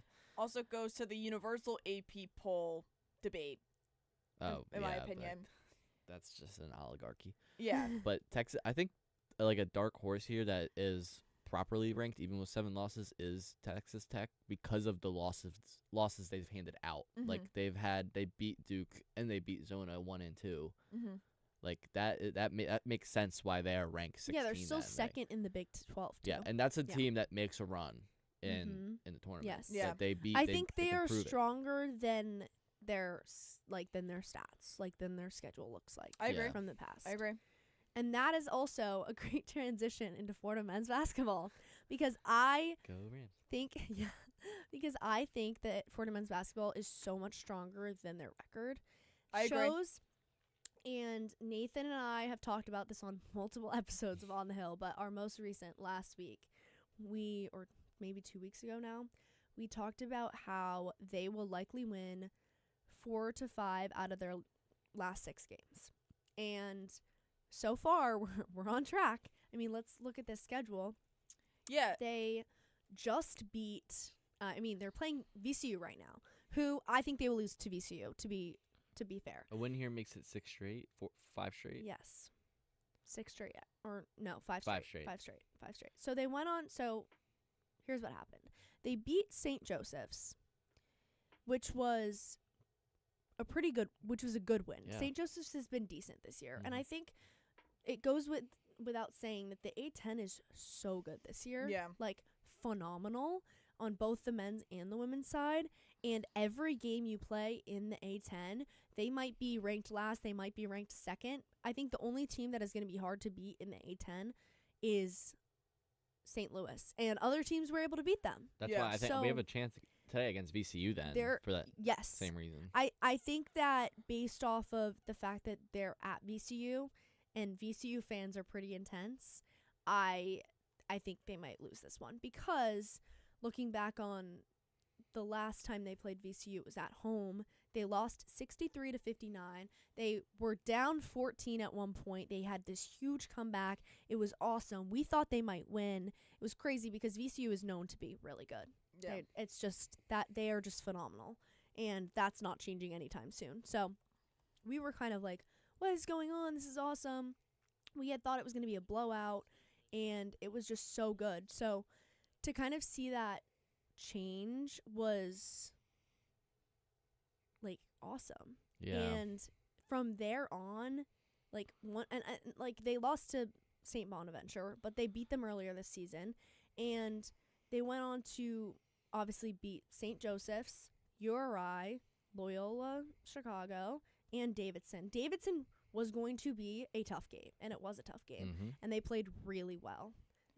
Yeah, I went to the Loyola Chicago game. Now that's like completely different compared to these, really, really, really good teams, but I was really impressed, especially in the beginning of the season. Like I went to the Wagner game in person, and it was just like I was just like angry the whole game because I'm just like there's like really bad like missed shots, all this stuff. But then I went to Loyola Chicago, and I was like wow. I'm like they are a very like they look a lot more cohesive. And, they're just a very gritty team, which also is something that I just love. I love gritty teams. So, of course, they're going to have this success. It has changed so much, truly. And I think their non-conference schedule was very bad. Yeah. They were playing essentially D3 teams, D2 teams. They actually did play 2 D2 teams. And they were playing teams that were bad. And I genuinely, at the beginning, I was kind of like, why did they do this? This is ridiculous. This is not going to set them up for success. And then over time, I kind of realized, especially in the last 5 weeks, that it was good for them to get that time to have an easier schedule to kind of figure out their team. Because number one, you have a completely new roster this year. You only had 2 scholarship kids return again this year, and one of them is no longer on the team. Then you have 3 other guys not on the team anymore from this team this year, and to kind of like I think it gave them that break, and that like it kind of like tipped their toes into the water before they like fully jumped in the pool. And sometimes you need that. And so, obviously, the beginning of A10 was rough because they had just played really bad teams and still not had a great season. But I think over time, they've gotten much closer as a team. Their chemistry has gotten so much better. Like, you're seeing a lot more assists from this team now than you saw at the beginning of the A10 schedule. Like, this is a completely different team, not from the beginning of the year, but from January. Yeah, and I mean, a quick pivot because it's totally opposite on the women's side of the ball for Fordham. Yes. They're having a tough season, I think, right now. A lot of injuries, coaches, but like I wanted to shout out UConn right now for the women's basketball because of their undefeated season going on right now. Like, it's really impressive. Just an awesome program overall. They're they're just great. They've got to repeat. Hey, Brendan Shorey. We're talking about college basketball. You want to say something? Sure, actually. I mean, where are you guys right now? We're talking about women's basketball. Women's basketball. UConn. I don't know a whole lot about Well, we were talking about Fordham men's basketball, if you want to men's say basketball anything. is live and losing They 62 are live. right now. That was Nathan Rogers. It's okay. doing. It's the beginning. He's doing good. He's on his own today. That's right. He's flying solo, and it's his first time play-by-play. doing play-by-play at but all. he sounds great. He sounds great. Good. He's killing hanging in there. it. Yeah. He is. He's hanging in there. Good to hear. Yep. We're praying for him. Yep. Big adjustment, but Later. I mean, this game will be tough, but also another switch that I've seen from men's basketball has been that they've been able to switch it around, where at the beginning of the season they were like having the first half would be like good, and then the second half they would kind of fall apart. Yeah. Now it feels like the first half they're like steady, it's good, and then the second half they just blow it out the water and they're like coming back. Yeah. I They love push it. back a lot. I love it. I Which love is it. great. That shows the grit. That shows the stamina. Because again, like last year, looking back on last year, there was zero stamina of that team. No. Second half, always without fail, it would fall apart. Mm-hmm. They could have a 20-point lead, and it would somehow maybe Just they'd win by 1, Crumble. or they'd lose. And that's like the greatest difference that I think we've seen going into this season, which has been incredible. Yeah. It's bringing the students back to Rose Thrill. Rose Yeah. Thrill. Indeed. These games are fun to go to right now. Mhm. I'm as enjoying it. students. I'm enjoying it a lot. So I'm there's a enjoying lot it a in lot. store. One more home game, March 7th. More. I'll be I there. think, will you? course. I think most people will not be there. Oh, it's on considering break. it's spring break. I'm going home that day, Yeah. unfortunately. That is But sad. I I'm was Saturday. rooting for supposed to be them. leaving on Friday, but I have to stay for the game. So Oh. I can't leave Sad. till Saturday anyway. So yeah, wait, I March, think next year. March 7th is a Friday or Saturday? I think It's next year will be Saturday. even more exciting though Yeah, I won't be here. because of the fact that It's a Sunday. there will be more people. You know, Yeah. like I think this Yeah. year because they've gotten better, that next year like fans will, like students and fans will want to go to the games. Yeah. more. I agree. I think this was like a transition period of Absolutely. like trying to get people back because there were people at the games last year, but they started doing so bad that just like people didn't want to show up. We know Magpie runs a tight ship too, and I think Absolutely. he's got his players in a spot where winning means something right Right. now. And when it means something to the players, it means something to the fans. Like Absolutely. I'm here for it. Like let's go. Like fire me up. Yeah. Yeah, so if School you're pride. listening, if you're around on March 7th, you've got to be there for the last game versus URI. It's going to be a great game. It's their senior game as well, and then they're off to A10s hopefully to do great and succeed in Pittsburgh. Fingers crossed. Yes. All right. On the other side of this break, we are going to listen to an exclusive interview with Tampa Bay Rays pitcher Nick Martinez. He talked to our own WFUV Sports Brendan Shorey and Max Spitza about his experience in the league and the mindset it takes to be successful.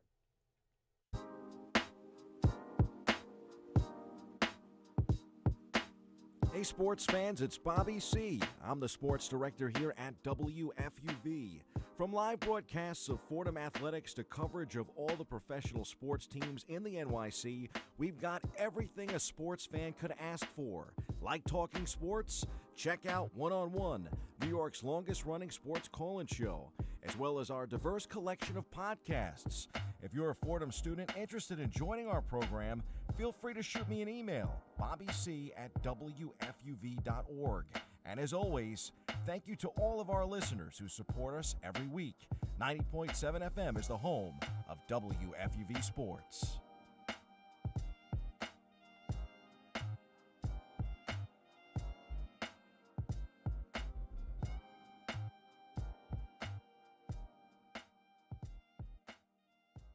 Welcome in, Brendan Shorey here with Max Spitza for WFUV's FUV Sports. Today we are joined by Fordham alumni Nick Martinez, who currently pitches in the MLB. Right now he is with the Tampa Bay Rays on a one-year contract. He has spent time with the Reds, with the Padres, 4 years with the Rangers, 4 years overseas as well, pitching in Japan. Nick, thank you so much for taking the time with us today. Yeah, no problem, man. Thanks for having me. I want to go ahead and start. You just signed recently with the Rays. How is that adjustment coming into the new clubhouse with this new team coming from the National League to the American League as well? Yeah, it's been fun. It's been great. There's a few familiar faces in this clubhouse, so that always makes the transition a little easier. But it's exciting getting to know new guys in a new clubhouse. Playing for a new manager and working with a new pitching coach, right?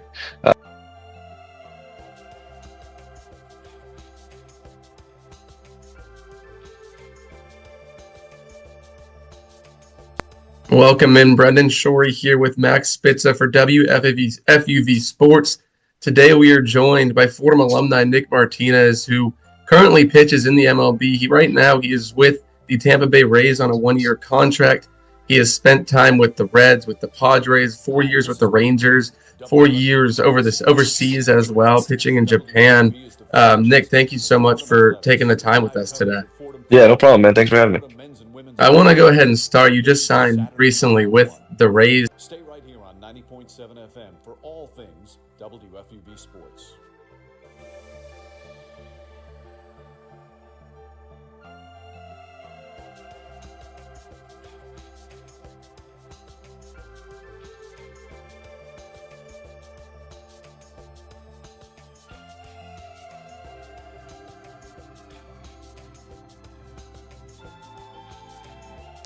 Welcome in, Brendan Shorey here with Max Spitza for WFUV's FUV Sports. Today we are joined by Fordham alumni Nick Martinez, who currently pitches in the MLB. Right now he is with the Tampa Bay Rays on a one-year contract. He has spent time with the Reds, with the Padres, 4 years with the Rangers, 4 years overseas as well, pitching in Japan. Nick, thank you so much for taking the time with us today. Yeah, no problem, man. Thanks for having me. I want to go ahead and start. You just signed recently with the Rays. How is that adjustment coming into the new clubhouse with this new team coming from the National League to the American League as well? Yeah, it's been fun. It's been great. There's a few familiar faces in this clubhouse, so that always makes the transition a little easier. But it's exciting getting to know new guys in a new clubhouse, playing for a new manager, and working with a new pitching coach. Right, these guys have a tremendous reputation around the league as Kevin Cash and also Snyder with the pitching up from the pitching side, and so.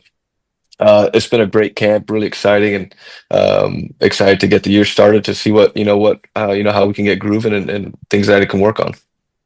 And yeah, looking at the new year, you guys are actually facing off against some old NL Central rivals of yours in the last 2 years. So are you looking forward to that? Maybe giving some tips to the younger pitchers and the people who haven't really faced these teams, or is it just back to business and it's like any other day?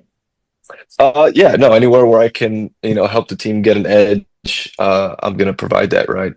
This is my team now, and any way I can help us win ball games, I'm gonna do that. So, any little insight that I have facing, former teams and teams that I haven't played against, just seen a lot, I'm gonna help out. Just like, I don't have a whole lot of I don't have the same insight. This is my first time playing the AL East, and so I'm going to rely heavily on what they've seen in the past, and what they expect from guys in this kind of a gauntlet of a division, right?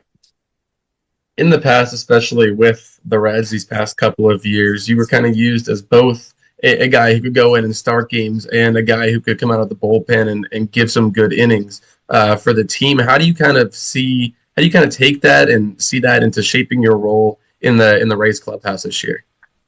Yeah, I think it's my mentality of doing whatever it takes to help us win ball games has allowed me to bounce back and forth from starting to relieving. So I've been able to keep the same routine, and only thing I really require is good communication from the skipper and pitching coach, and I'm able to keep whatever routine I had as a starter and use it in the pen. Maybe just the timing is a little bit different, but the mentality is the same. I try to keep a reliever's mentality as a starter and just go until they take the ball from me. If it's 4 or 5 innings, okay, I'm going to give them everything I got. And if it's 6, 7, 8, or if I can finish a game, then even better. But kind of just go balls to the wall until they say that's it for today. And so if I can carry that mentality and spread that mentality throughout the clubhouse, I think it'll show guys that we're trying to win, essentially every ball game that we get dressed for. And yeah, so as a born and raised from Arizona, I definitely have a preference on the spring training league. But I was wondering, since now you are getting a taste of the Grapefruit League, which one you prefer, just with weather, whether it's the stands, the stadiums that you play in. Just because I know you spent a lot of time in the Cactus League. So it's my first year in Florida.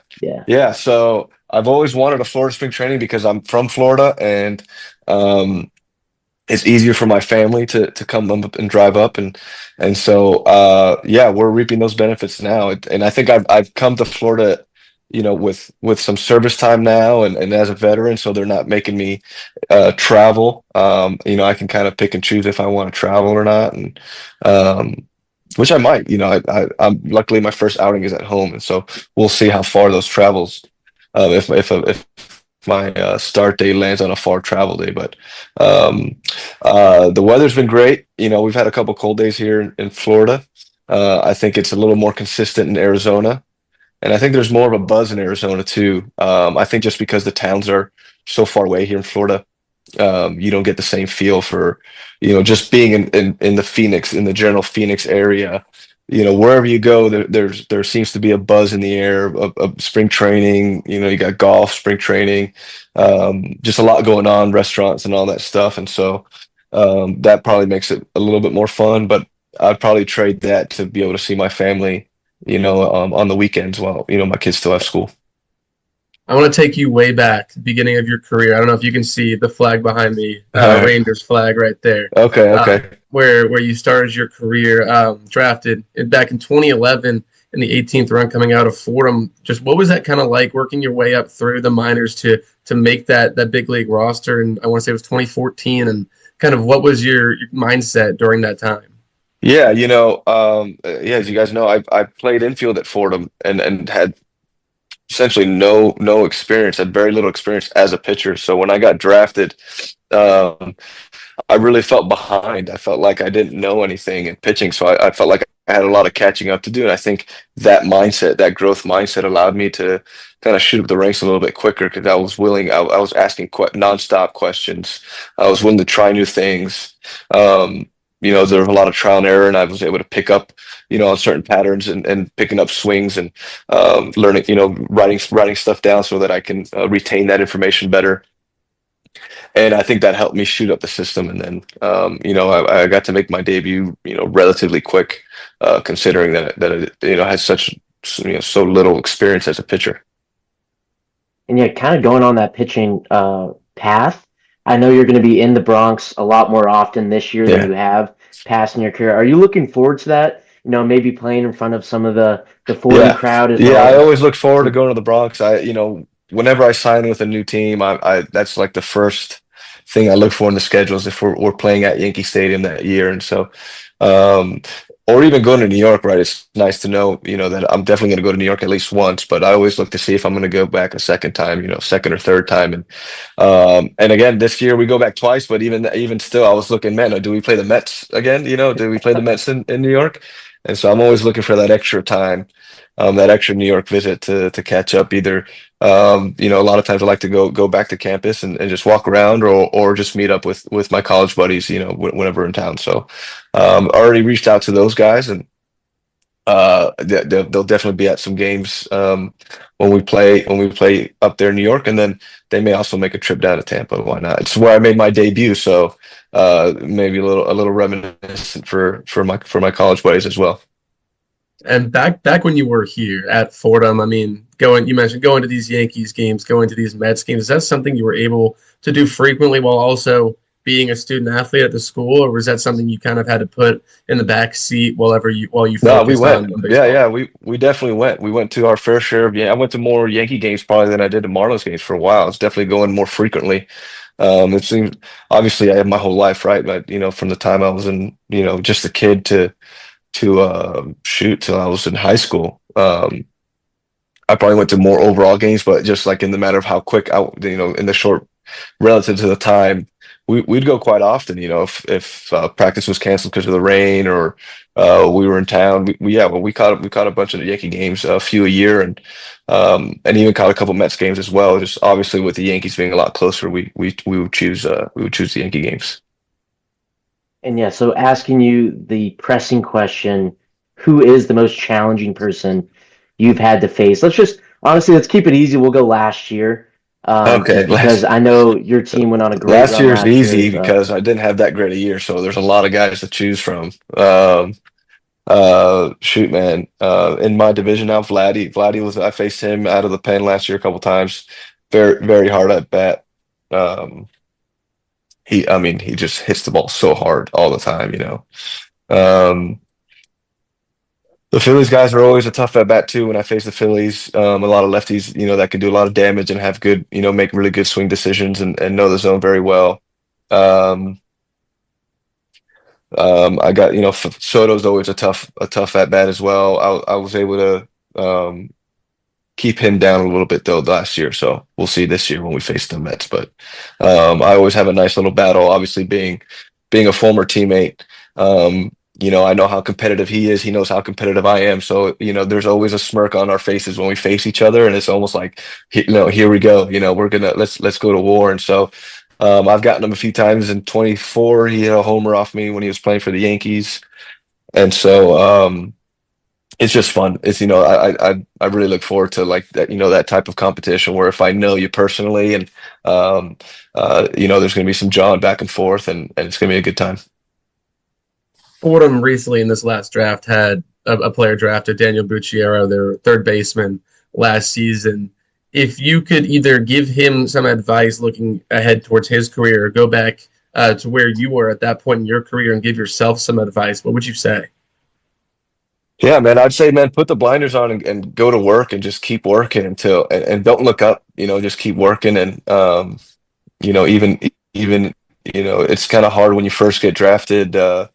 You're always kind of looking to side to see who's getting called up, and you're kind of worried about where you want to be instead of focusing on where you are, and just continue, find ways to get better um, each year, and throughout the year you'll see, you'll make your little adjustments, but it'll a theme will start to form over the course of a season, and something will be, will be exposed to you on what you need to work on, going into next season. And so from here on out, man, every single season you have to get better at something, because there's guys behind you now trying to take your job. So just keep your head down and keep working.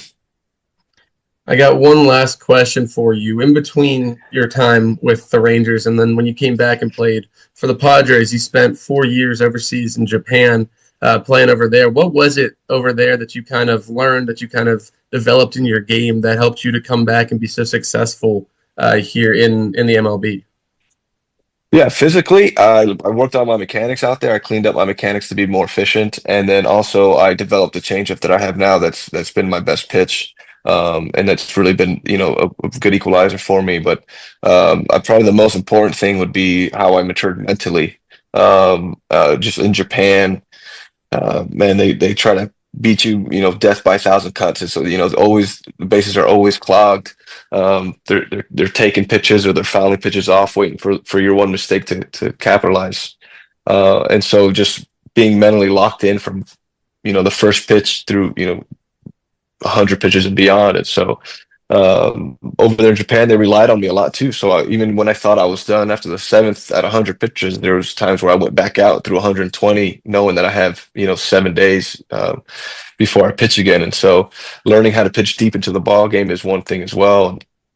Uh, just being resilient mentally and physically to keep going and keep learning as well. Well, thank you so much for taking the time with us today, Nick. Nick Martinez, current pitcher for the Tampa Bay Rays. Brendan Shorey here with Max Spitza. Wonderful, wonderful time today. And we will be right back with more one-on-one.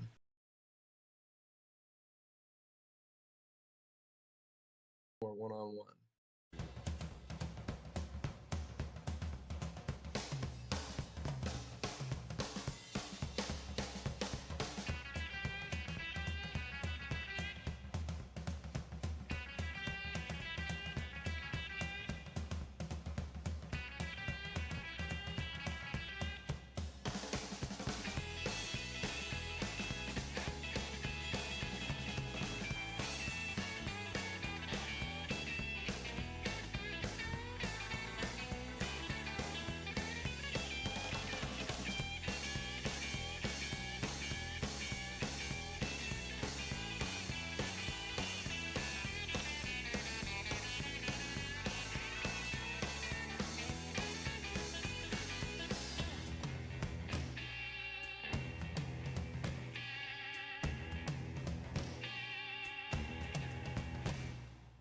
You're listening to WFUV, New York.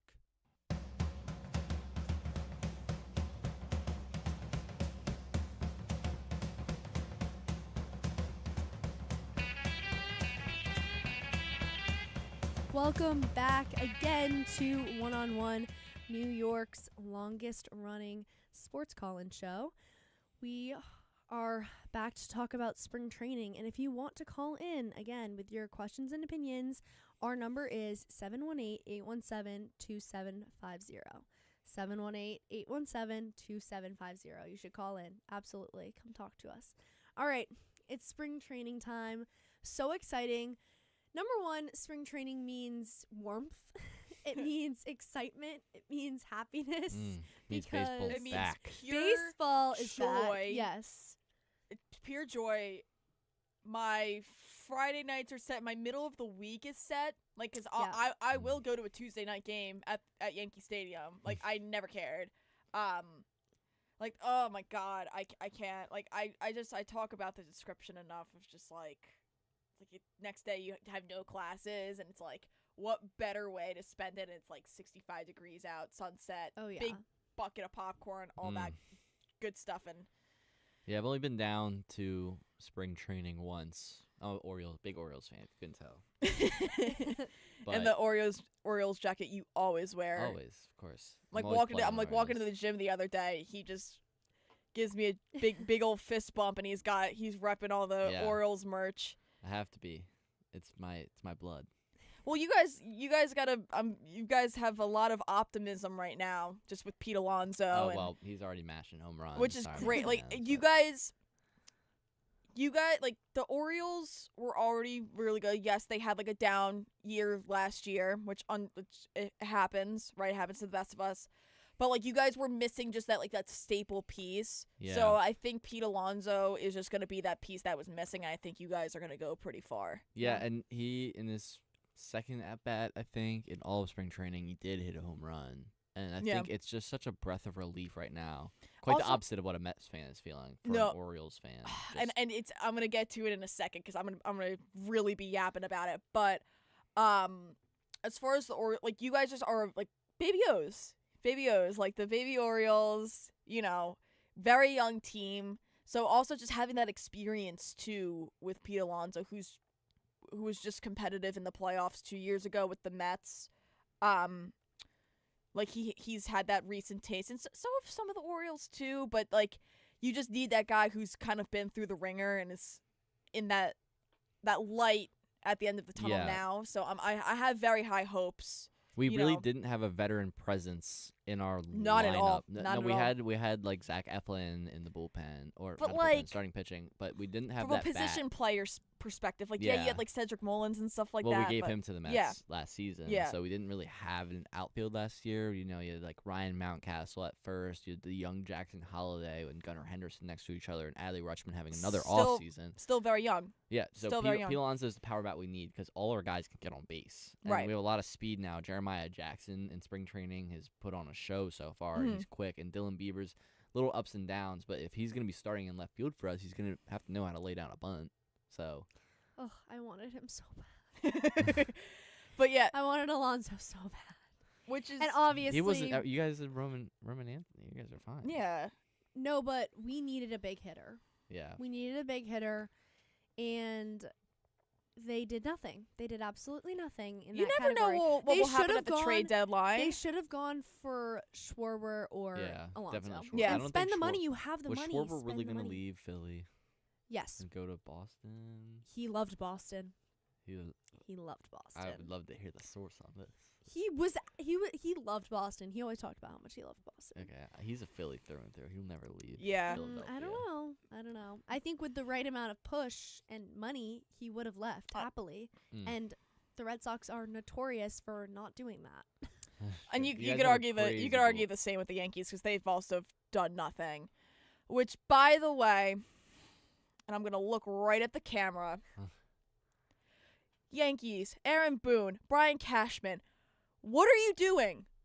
Can you please, for every Yankee fan, and I'm advocating for every Yankee fan in WFUV, at Fordham, and beyond, call up Spencer Jones. I can't say it enough.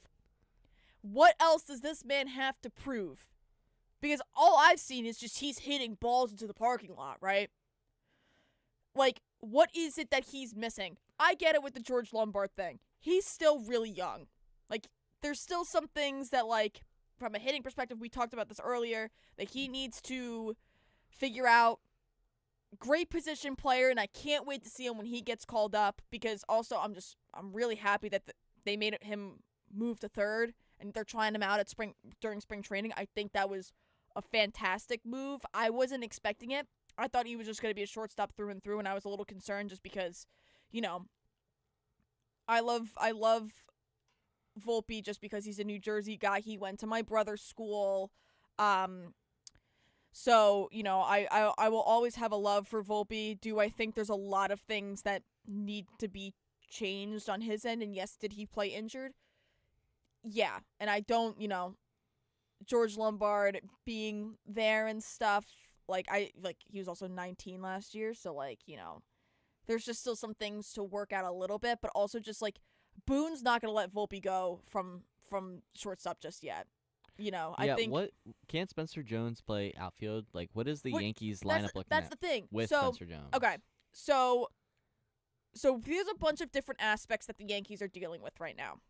First and foremost, Giancarlo Stanton is still dealing with the tennis elbows. He just did an interview. He said he can't open a bag of chips, can't open a water bottle, which is so sad, right? It's so so sad. Like the Yankees are really just keeping him like. Well, how is he living his daily life? I don't know. Because he's a Yankee. Yep. Yeah. So true. Liar. I don't believe a word that comes out of any of their mouths. Or Yankees fans. Keep going, Vanessa. You know what, Henry? You know what? No, I want to hear. Where are you guys going to put Spencer Jones? Because you need this bat in your lineup. Like, you can't put everything on Aaron Judge anymore. Jason Dominguez, they're probably going to start him in AAA. Again, that poor guy. Yeah. Literally. Okay. Here's the thing that he did not have he had a down season last year. If anything, right now he's in like this. I like to call it purgatory, like Yankees purgatory. It takes service time. Yesterday, 3 hits, 1 home run. Yes. Like, come on. I know, but that he has those sparky good games, those, right? yeah. And again, it's spring training, but he's in this Yankees purgatory right now, and it's like he's in the same places, Cabrera, Peraza, like that area. Ben Rice is teetering, but Ben Rice had such a really awesome season. He should stay. He should stay at first base. Yeah, it's just the problem is now they have Goldschmidt again for another year, which Goldschmidt did. It's okay. Did Platoon decent, him. right? I contract years in baseball aren't really a problem because of how much money there is in baseball, first of all, and how willing players are to extend, and you don't trade away players at their contract year more often than not because you'd rather get. It's always win now in baseball. Draft picks, it's just draft picks take too long. Where it's it's Right. not in the NBA where a first round draft pick means so much. So much. Same with football too. Yeah, that's why I'm also curious about with Yankees talk here. Yeah. George Lombard, because you get this really good. He's a future Gold Glover at third base. You trade McMahon's bat for Lombard's bat and just take the better glove, because now if you put Spencer Jones in there somewhere, now you have a That's what I'm lineup. saying. I mean, listen, McMahon is a vet. He had that really awesome play against the Red Sox last year, where he literally looked like that Amon-Ra St. Brown. Yeah. The headstand. I was sending it to all my group chats, and everyone was like, "That was good." They're all like, whatever. No, they're actually laughing at it, which people don't really laugh at my jokes, but it's fine. But yeah, no, I just again, Spencer Jones, you could put him at a DH spot. You could put him in left field. There's a lot of you could also, God forbid something happens to Aaron Judge. God forbid. That would just suck. What? That would just be the worst. Oh my! I can't go through. See, no, what I've because been they through. would still be good. That's the issue. Were they really that good last year though? Well, they were decent. It can't be a one man show in baseball. They weren't a one man show though. They weren't. So. Who else other than Cody Bellinger? Cody Bellinger, Yeah, Ben Rice, Ben Trent Rice was Grisham. Trent had a good April. I was gonna say Grisham did not have a good year. No, he had Austin Wells. a good year. That's the thing. That's another thing. Austin Wells had a good start, not good, a great finish. Good, and that also happened to him a little Jazz bit. Chisholm says he's gonna have a 50-50 season. He thinks Wells is, or just Jazz? Jazz? He thinks himself. Jazz is Chisholm gonna- always thinks he's gonna have a great season. I think he needs to say stuff like that to stay relevant. Yes, because no one cares. No, I don't care No about one Jazz. cares. Here's the thing. I care because I love the energy that Jazz brings to the team. That season, there was already good energy with Juan Soto there and stuff like that, but it was still stagnant. So once, Jazz brought the bright colors, the energy, so that's why I really like him. I think, again, the third base thing is still going to be a problem, until George Lombard eventually comes up. I don't know what the Yankees are going to do with that and the McMahon situation. I truly... Make a move. Yeah, I think they should make a move, but then again, I truly, truly, truly don't know. I I just said like don't trade for draft picks as a baseball team, but like it could be in the best interest for the Yankees too right now. Yeah. Like give McMahon and some other pieces, like even Grisham for another bullpen arm because now you lost both Devin Williams and. But all right, here's the thing though. Did we really lose anything? Because if anybody watched the Mets, his first pitch against the Cardinals was a 420-foot bomb. You lost Weaver. All right, Weaver had a down year last year. Like No, he didn't. At the end, yes, he did. But the whole rest of the year, he was great. In the postseason, he was all right. Listen, I don't. There were parts where he did great. He did great during the regular season, but then again, it's like that postseason issue, right? We do need to find a reliever like Williams. I'm not gonna miss him at all. Williams, I'm not gonna miss. Weaver, I'm going to miss just because I also just loved him as a person, and I was pretty surprised that he actually went to the Mets. We're missing some key parts in the reliever area. I was gonna say, but you have like your starters are oh my stacked. god! I mean, am so excited. Ryan Weathers was like his Yankee debut, like fantastic. Like Immediately. Spring training. Yes. Okay, but like immediately, But you can say the same thing that about the Orioles production too. was like Yeah, pretty good. You say the same thing about any team. Let's Well, be honest. yeah, spring training doesn't really matter. Right. Like, it just gets people excited because 90% of the games that they're playing are maybe one or two starters are playing in that game. Yeah. So like it's just to test out your players. I would say like with pitchers it's different. Like they are playing their real pitchers. Yeah. No, Like, this is pitcher's boot camp. Exactly. At the Yeah. end of the day. Exactly. Yeah, I think most That's managers. was their test. Like I went into the spring training. I like to watch spring training whenever I can. Like I was like, I don't really care about the position players as much. I really only am gonna watch out for Spencer Jones and George Lombard. Hence why you look at the young guys spring training. Right. That's 100%. that's why like I'm really able to talk about them because just the Spencer Jones thing. I'm just like, what are you doing? So you think Dominguez is booted? I'm not gonna Put him say. in that trade package. I I was gonna say at this I think point, he's gonna like, be don't put in the trade him back package. in the AA. Like just I think he's put gonna him be away. I Trade think him he's away. just gonna be in purgatory this year where he has a few starts with the Yankees. Starts of like decent amount. Just like again in that purgatory with Peraza, Escara, all of them. Because like yes, I think there were just some things that like they kind of missed the ball on in the sense that like they thought he was gonna be like what Spencer Jones is kind of doing right now, and I hope it stays that way.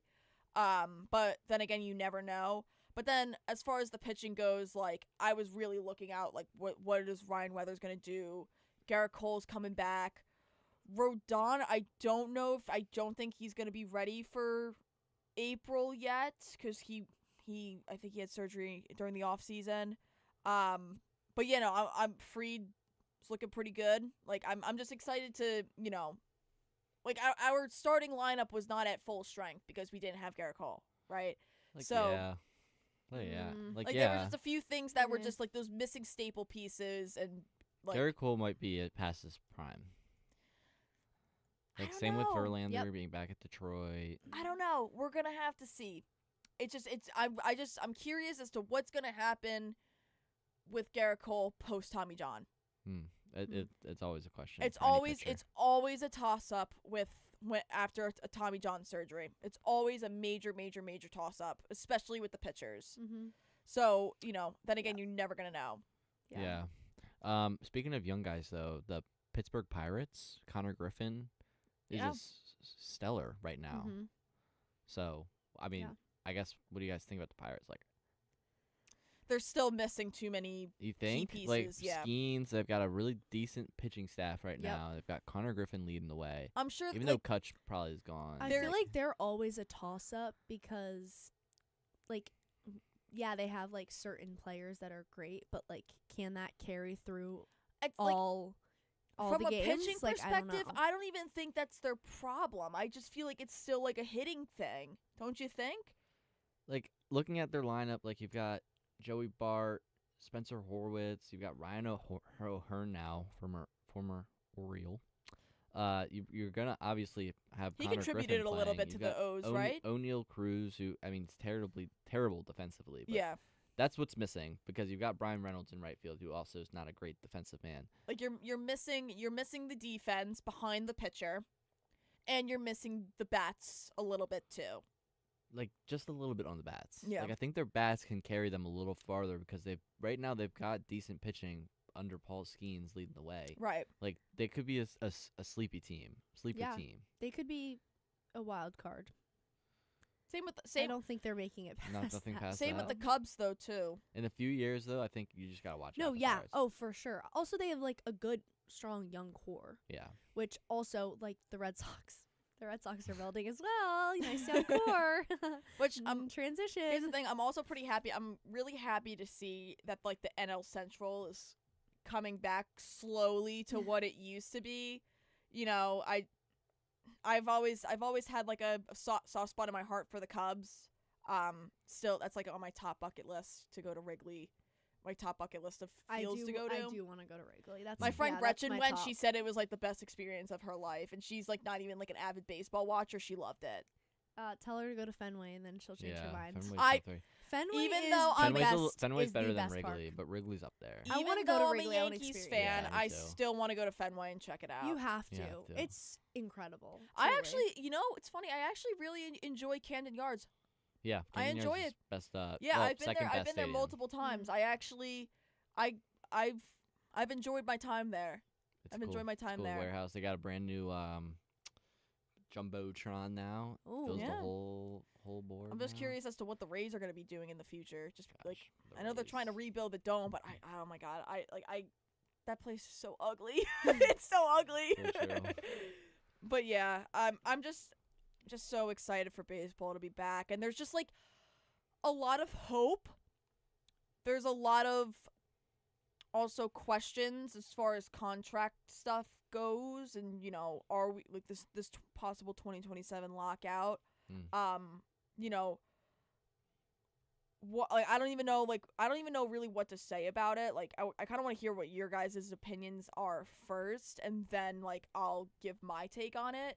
Well, if we're gonna talk like the arbitration problem, I don't know if they should get rid of arbitration. I don't think they should. But they need to do something about like why are we letting Detroit lowball Skubal like that? Like it just sets a precedent for Back-to-back Cy Young. teams to start like underpaying players like this. Like obviously there's a lot of overpay. And then I was gonna say there's so much overpay. So much overpay. Dodgers. Now, like if we're talking Dodgers. salary cap, there should no reason for a salary cap at all. Like teams should keep spending because Yes. it gets people to watch. Yes. It gets people to Okay. go to games. Yes. There should be a floor.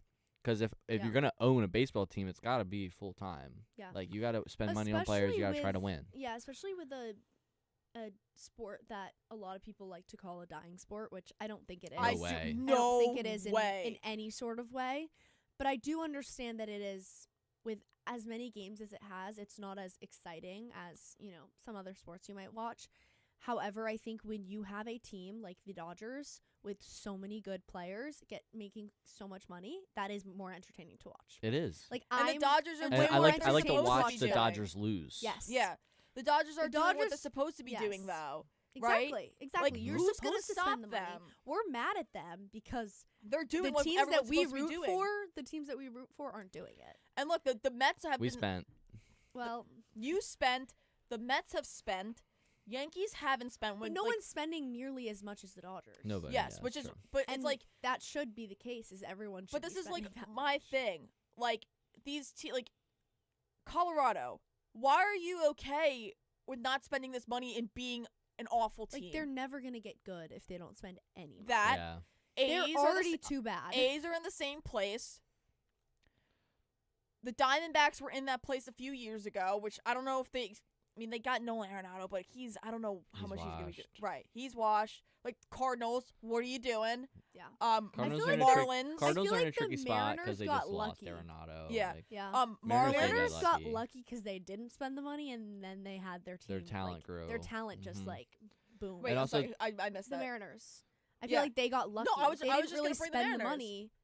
I mean, they they just they got got lucky. Randy Rosarena, so like Yes, that's but that's they like didn't. No, I'm saying like prior to this year. Yeah. Like last year's success, like that wasn't based off of money. Like that And was that's just that's based just off of talent. That is just good. And That's also just good development. Yes, it's great development. They had a lot of young guys and Yeah, a lot of but guys then that it's also- weren't getting paid a lot. What of also money. brings the argument: if you're not going to pay these guys, then what are you doing with the development side? Yeah.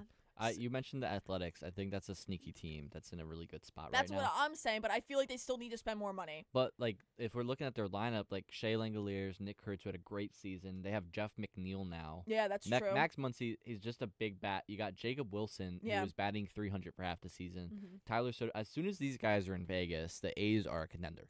Yeah. They just need a stadium. They need their fan base is still with them, even though they're all in Oakland. And once you get the Vegas people to root for this And when team, are they going to be in Vegas by?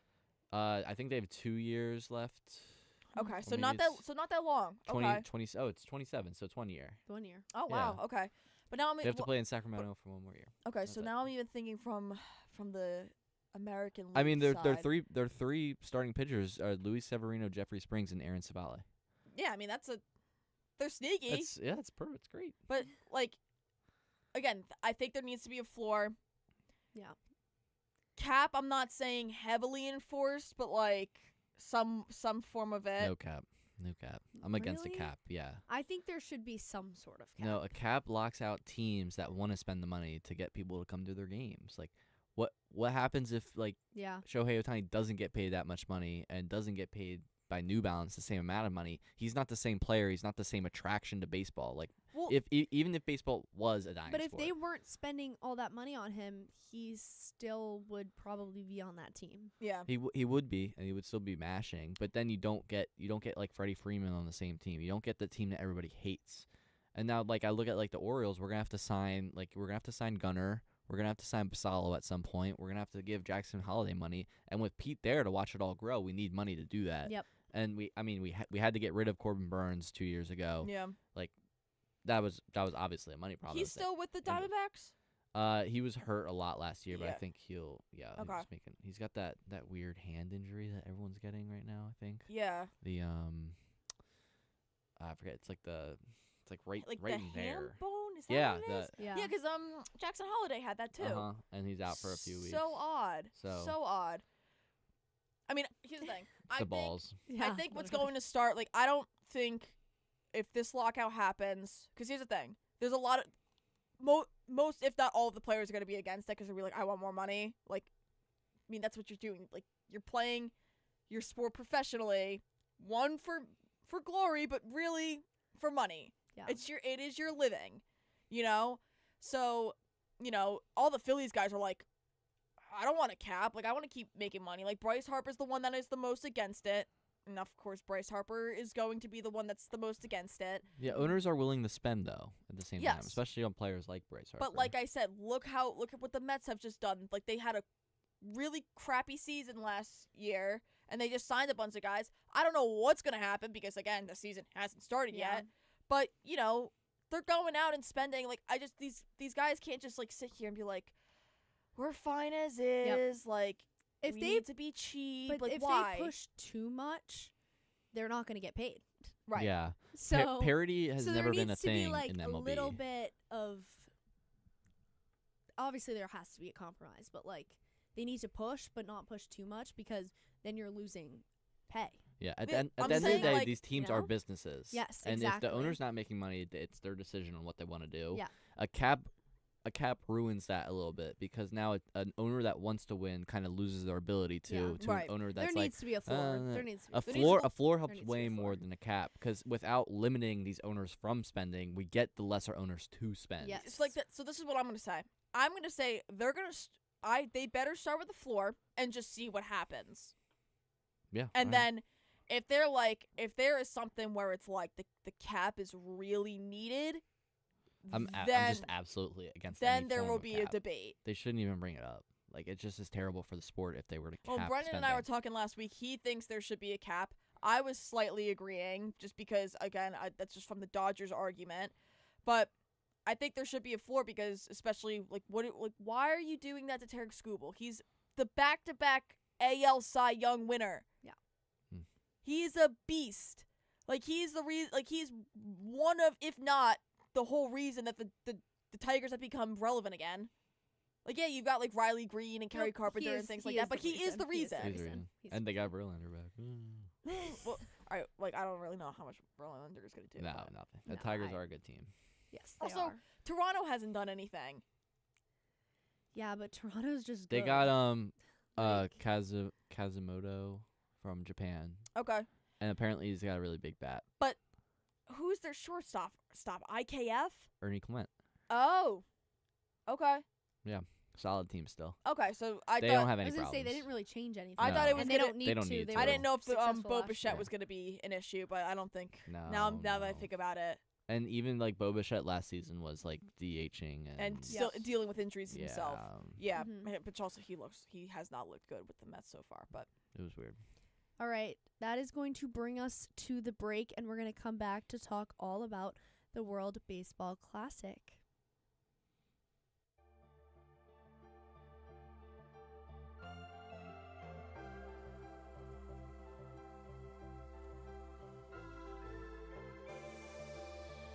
Hi, this is Mike Breen, WFUV class of 1983. WFUV is the flagship station of Fordham Athletics with live coverage of Fordham football, Fordham men's and women's basketball, in addition to Saturday one-on-one. Stay right here on 90.7 FM for all things WFUV sports.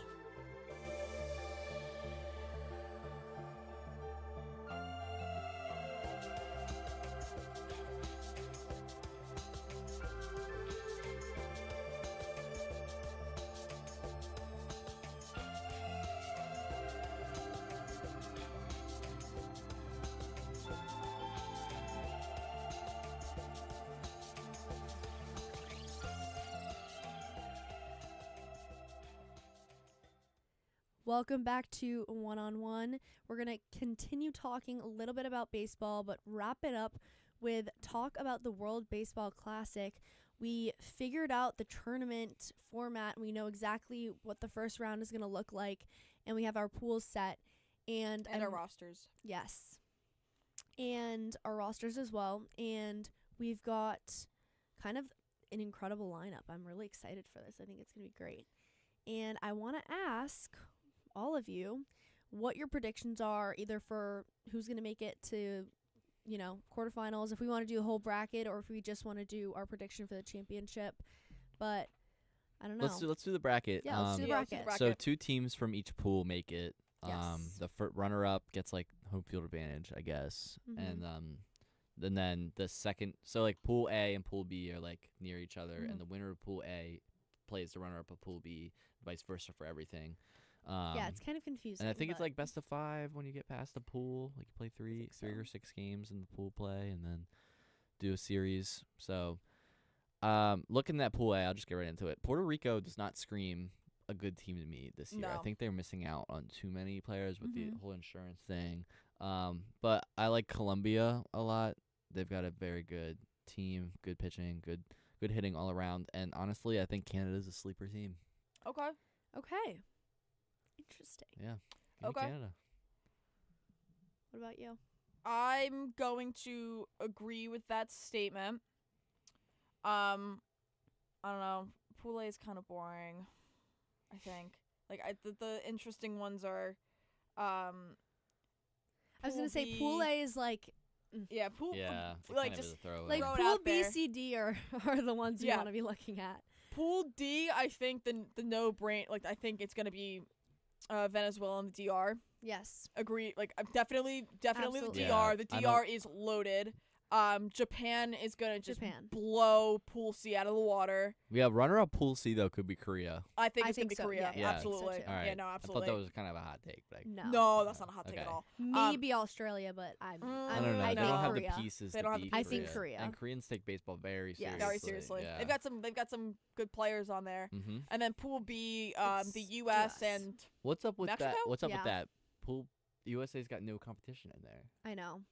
Not like Pool D, but at least you like Venezuela and the DR is gonna be a fun game to watch. yeah. I was going to say USA basically has a straight shot to the finals. Yeah. Championship, yeah. Like Truly. if USA is They going are to win their basically pool. Like baseball's C&D is- Avengers. Yeah, like they are baseball's Avengers. Because who are they gonna play? They played like in Puerto the Rico or semifinals? Canada. Exactly. Like, and I And don't that's a see that win. being an issue. They'll beat Puerto Rico. Yes. And they'll beat Canada. Colombia will play Mexico. That's a win. Yeah. Right. That would be closer. Because wait, But Mexico has I'm like blanking. Jaron Duran, they have him. That's right. Who else? I mean, I don't. Who else? He's do they their have? only They've got big Javier name. He's the only Assad big thrown name? in. He's just their big. Yeah. Yeah. Alejandro Kirk, Jonathan Aranda, The U.S. is just Nacho stacked, Alvarez I from fear. Atlanta. Yeah, It's I Randy wish there. Rosarena. Yeah, Mhm. I mean, they've got pieces. It's just not as good It's as just- the right. USA No, core. I wish that Puerto Rico had I wish this insurance thing wasn't a problem. Yeah. Because I think it would have made this WBC a little bit more competitive, at least to the quarterfinals and the semis. For the quarterfinals, we'll say. But I think it's either going to be in the championship. I think it's just. I think the most obvious one is U.S. versus Japan. I think they're gonna run that back. Yeah. Or if you want like my sleeper pick versus the U.S., I'm gonna say the DR. Okay, I was gonna say, do you think Venezuela or the DR is gonna? I think it comes down to DR versus Japan. Yep. Yeah, whatever happens with Yep. that, just I because agree. That's the gonna be a DR, shootout. the gonna be DR is hard also one. stacked. But I think DR has a chance to win this all. Yes. You think okay? The only problem they have is pitching, Yeah. which can be overcome with how powerful Full they dis- can be. I think the Tatis, odds right Yeah. now. Soto. Who else Yeah. is on that team? Is Vladdy on there?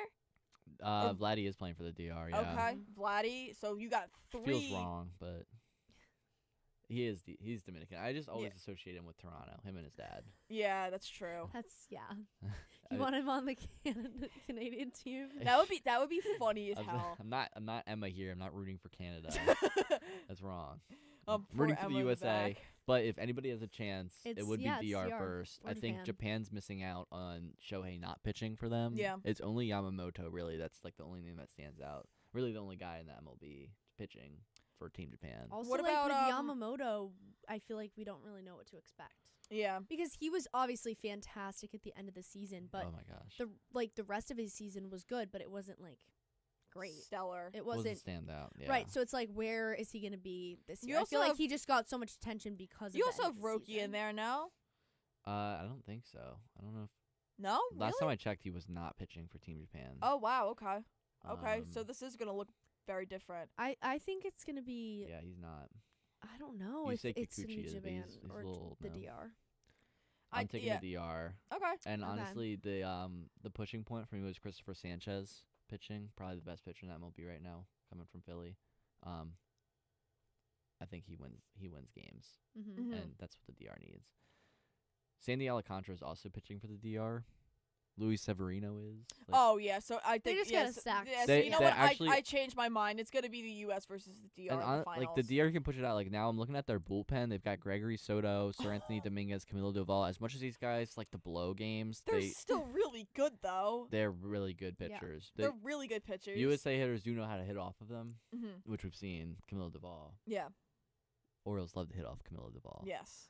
So Gunnar Henderson's gonna have a field day with that. But then again, we have the U.S. Avengers, man. I'm US is just so so Without Mike excited. Trout, it feels so wrong. It feels wrong, but like it's like it's a new generation. yeah. Yeah. It's pretty unanimous then. Yeah.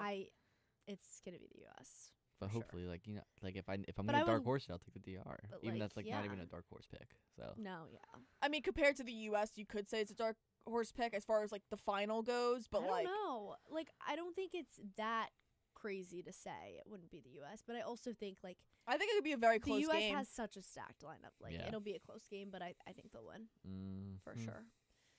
Yeah. All right.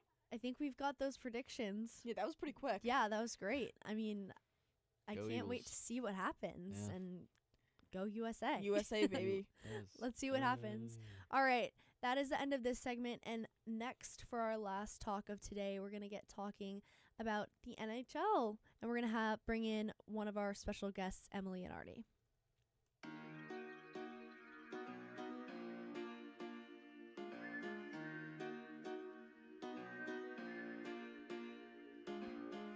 Hey everyone, it's Lydia Perner. And Grace McCarran. And we are two of your hosts for 5 on 3. WFUV's best, if only, hockey podcast. With all the storylines in the tri-state area, you won't want to miss an episode. How will Matthew Schaefer fit in with the Islanders? And will the Rangers have a bounce-back season under Mike Sullivan? Finally, will the Devils be able to stay healthy and hit their full potential? Stick with us all season for all things NHL and Will Cooley updates on WFUV Sports.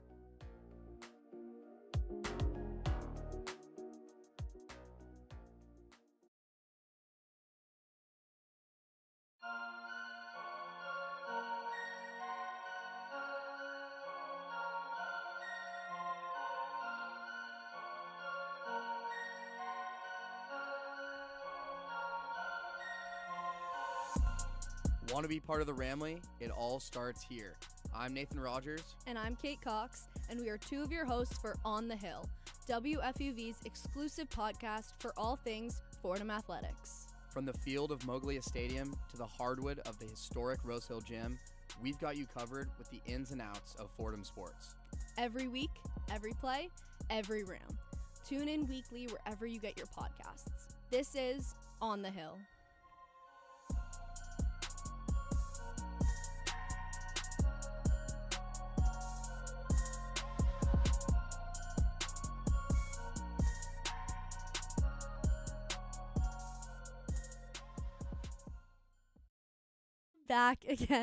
Welcome back again to On One-on-One.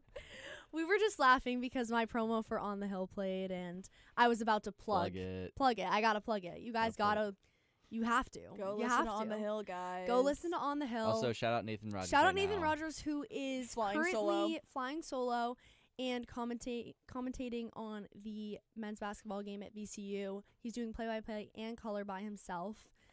For the first time, he's gonna kill it. He's gonna kill it. He knows so much right now. Yes. Score I think update. it's at halftime. It's 37-22 at halftime. It's not great. Not great, but because Sophia they're was just known doing the for halftime coming report. back. I believe in this And team. I know Nathan has stuff to talk about. Yes, I know he's got it. so much. I'm sure he's killing it. And yeah, so we're going to get into something a little different, not On the Hill, guys, but you should go listen. We're going to talk about the NHL. I feel like coming off of the Olympics, there's just so much to talk about in general, and we're getting kind of close to the end of the season. So there's Because so it's much to also talk one about. of those things. There was like cliffhanger, Olympics, and now we're kind of picking right back off. It's like the season finale, and then it's like they had that like little like short limited series just to keep everyone, entertained, and then they go back into like season whatever, see the season premiere. Yeah. Yeah, I feel like it's just so interesting, going back into it, because it's like you think about it, and like the Devils and the Rangers are at the bottom of the Eastern Conference. It's a and mess. then the Islanders are still there in the Metro. They're third in the Metro. So Caps are like middle of the road right now, like middle towards. Yeah, but you know what? We're on our comeback, guys. We're on our comeback. Don't even fret. We're on our comeback. Yeah, I think some of you guys needed a little bit of a break.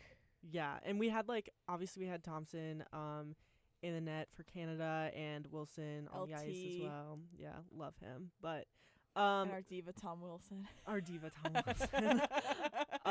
But I don't know. There's already been games going on. I mean, they came back on Wednesday. The Rangers are playing right now. They are. Yeah. They're playing the Penguins at MSG. Oh. Yeah, Devils had their game on Wednesday. Oh, and the Penguins are up against the Sabres 2-0 right now. Yeah. Against the Rangers. Yeah. They beat the Devils on Thursday. The Penguins did. Okay. 4-1. Even with Sidney Crosby out.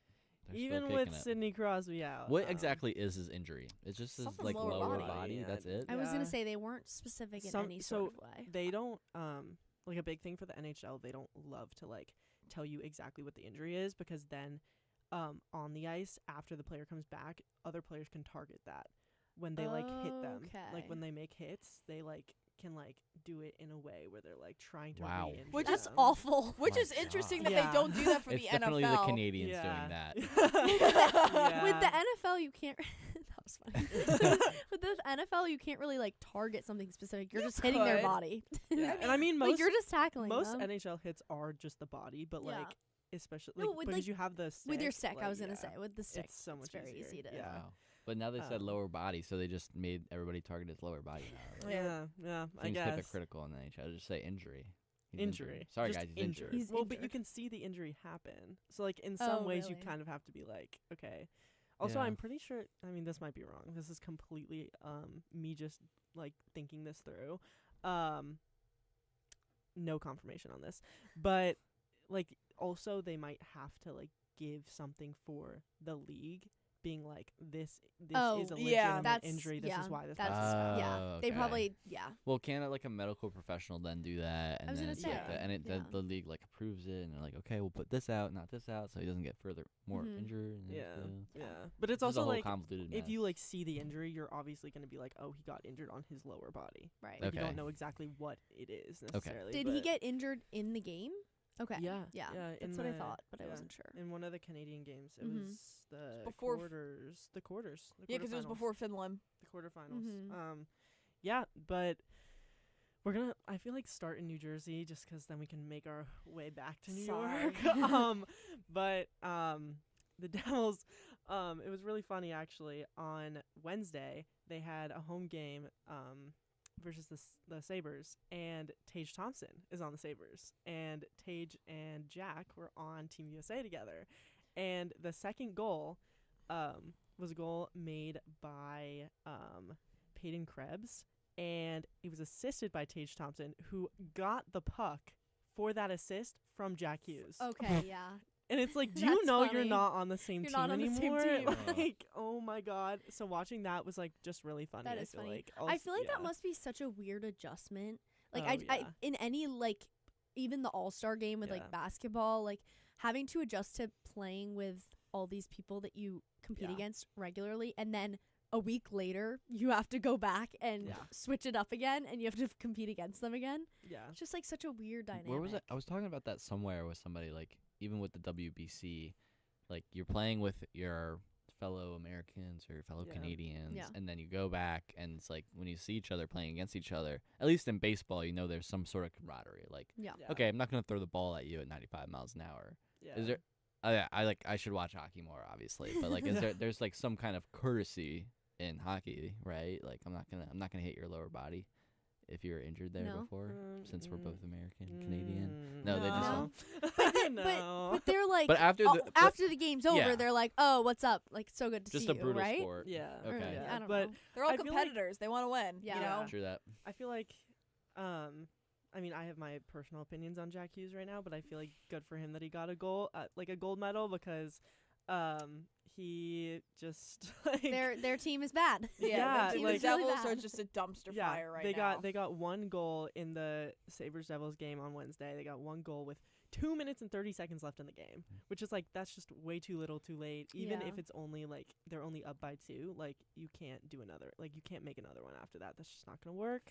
And then the Penguins, they played them in Pennsylvania on Thursday, and the only goal that they had, so the end score was 4-1 Penguins. The only goal that the Devils had was an unsuccessful challenge by the Penguins head coach.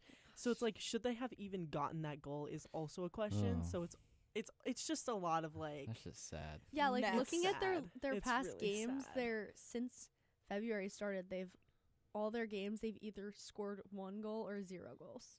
yeah.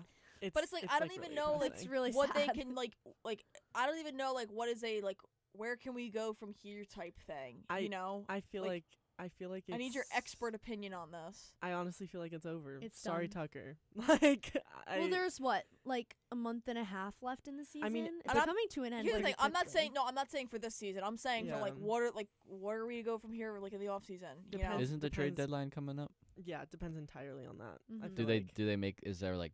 Well, draft picks are a little messy in the NHL, aren't I they? feel like it's gonna be really interesting. Obviously, the Rangers, which we'll transition to in a second, but the Rangers obviously have been like, we're doing complete overhaul of the team. So it's gonna be interesting to see if the Devils like follow that. But I think it's getting like too close that like it's like, are they just gonna stay with the same people?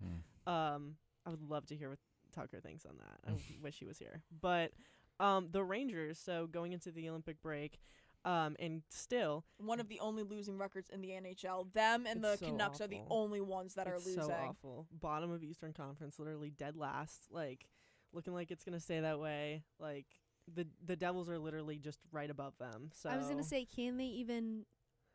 They're 6 games behind the Devils.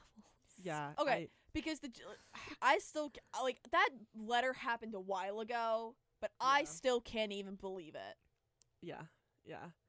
It's gonna be so interesting, and like I feel like you can already see the loss that Panarin left. I was gonna say, Yeah. based on, that whole situation and just the Rangers in general, I feel like he was there for so long. Like, what are your thoughts on Panarin being traded to the Kings? And on like the flip side of it, those first 2 games with the Kings, like they've lost both games.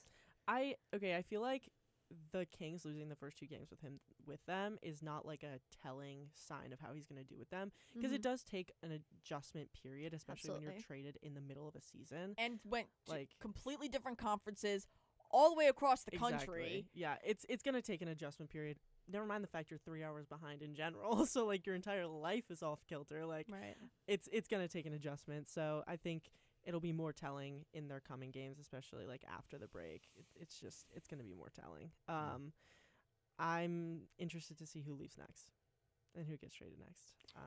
Do you have any thoughts like on who do you think? Who do you think? I feel like they have to I was reevaluate talking to Sophia, and she was like, we were watching the USA games, and she's like, it's so sad because this might be one of the last times I see Tro, like, and I'm like rooting for him because like he's also a possible, like, he could not be there. I think it's gonna be interesting. I think it could go either way. I literally think it could go any way possible. Yeah. But they are currently playing against the Penguins, and we'll see how that goes. But hey, okay, they went to overtime with the Flyers on Thursday, so. But the Flyers are also bad. That's also true. That's also true. Right above That's the Devils. Also true. That's also true. Yeah, but you know what? It's like at this point, there's not much you can say about the Rangers just because of how bad their season has been. I feel like how much it's fallen apart. Stanley Cup off the table completely. Yeah. Well, yes. Well, yeah. It's just such a shame that like they won the President's Trophy a couple of years ago, and like it's just been like this complete fall from grace. Yeah. But I feel like there were high expectations for this year too. Yeah. Like, but at I feel some like level. going into the season, even at the start, they were like just, and like I was like, I don't feel like this is not the be year. good. Yeah. But you know whose year it is? The Islanders. Grace McCarron somewhere is jumping for joy. Third in the Metro. Hopefully they can continue to maintain that position. They've had 1 game so far since the Olympic break. They played the Canadians also on Thursday. It also went to overtime, which is not a good look, but they managed to get it, so whatever. It's a the point Canadians still. are doing decent right now. Yeah, like it could have been like a worse team that they went to overtime with. Like it's fine, and it's the first game back. It's fine, guys. I will say, big shout out to Matthew Schaefer, 2 back-to-back goals in the second. Both I snapshots. love him. 17:56 into the second, and then 18:51. Wow. So just under a minute apart, which is just insane. Like it's just so beautiful. Like I love when you get to see like these young hockey players shine, and it's just awesome.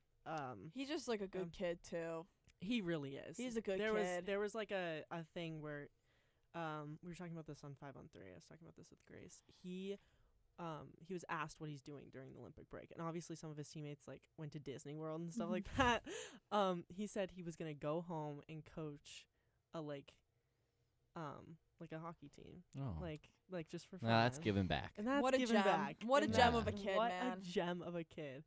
That game was pretty back and forth. I feel like it was just so back and forth. Like the Canadians scored twice, and then the Islanders brought it back, and then the Canadians scored halfway through the third again, so it was 3-2. Yeah. And then, thankfully, Captain Anders Lee brought it back at 18-19 into the third, so a little under 2 left, and then we had a Peugeot OT backhand, which was just so beautiful. And they play the Blue Jackets at 6 p.m. today. That So should be a that's win, just- right? Yeah.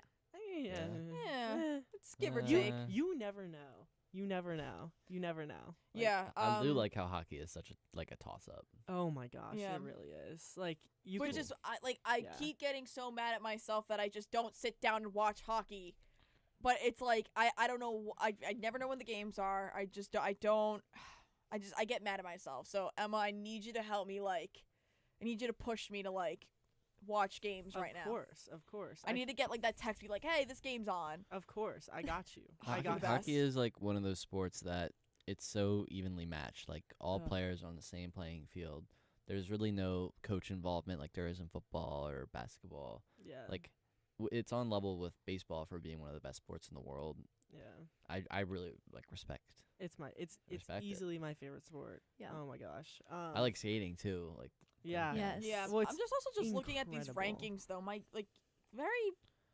I wasn't expecting some of this. Like I'm just looking at it right now. Is it too early to make predictions of like who's gonna win the Stanley Cup? Obviously the Avs are going. Like Yeah, Avs are going. Is Vegas that, is Brock- pretty much Brock going. Nelson? Is that his name? Yes. The Ducks He's are on in that one. second. That's crazy.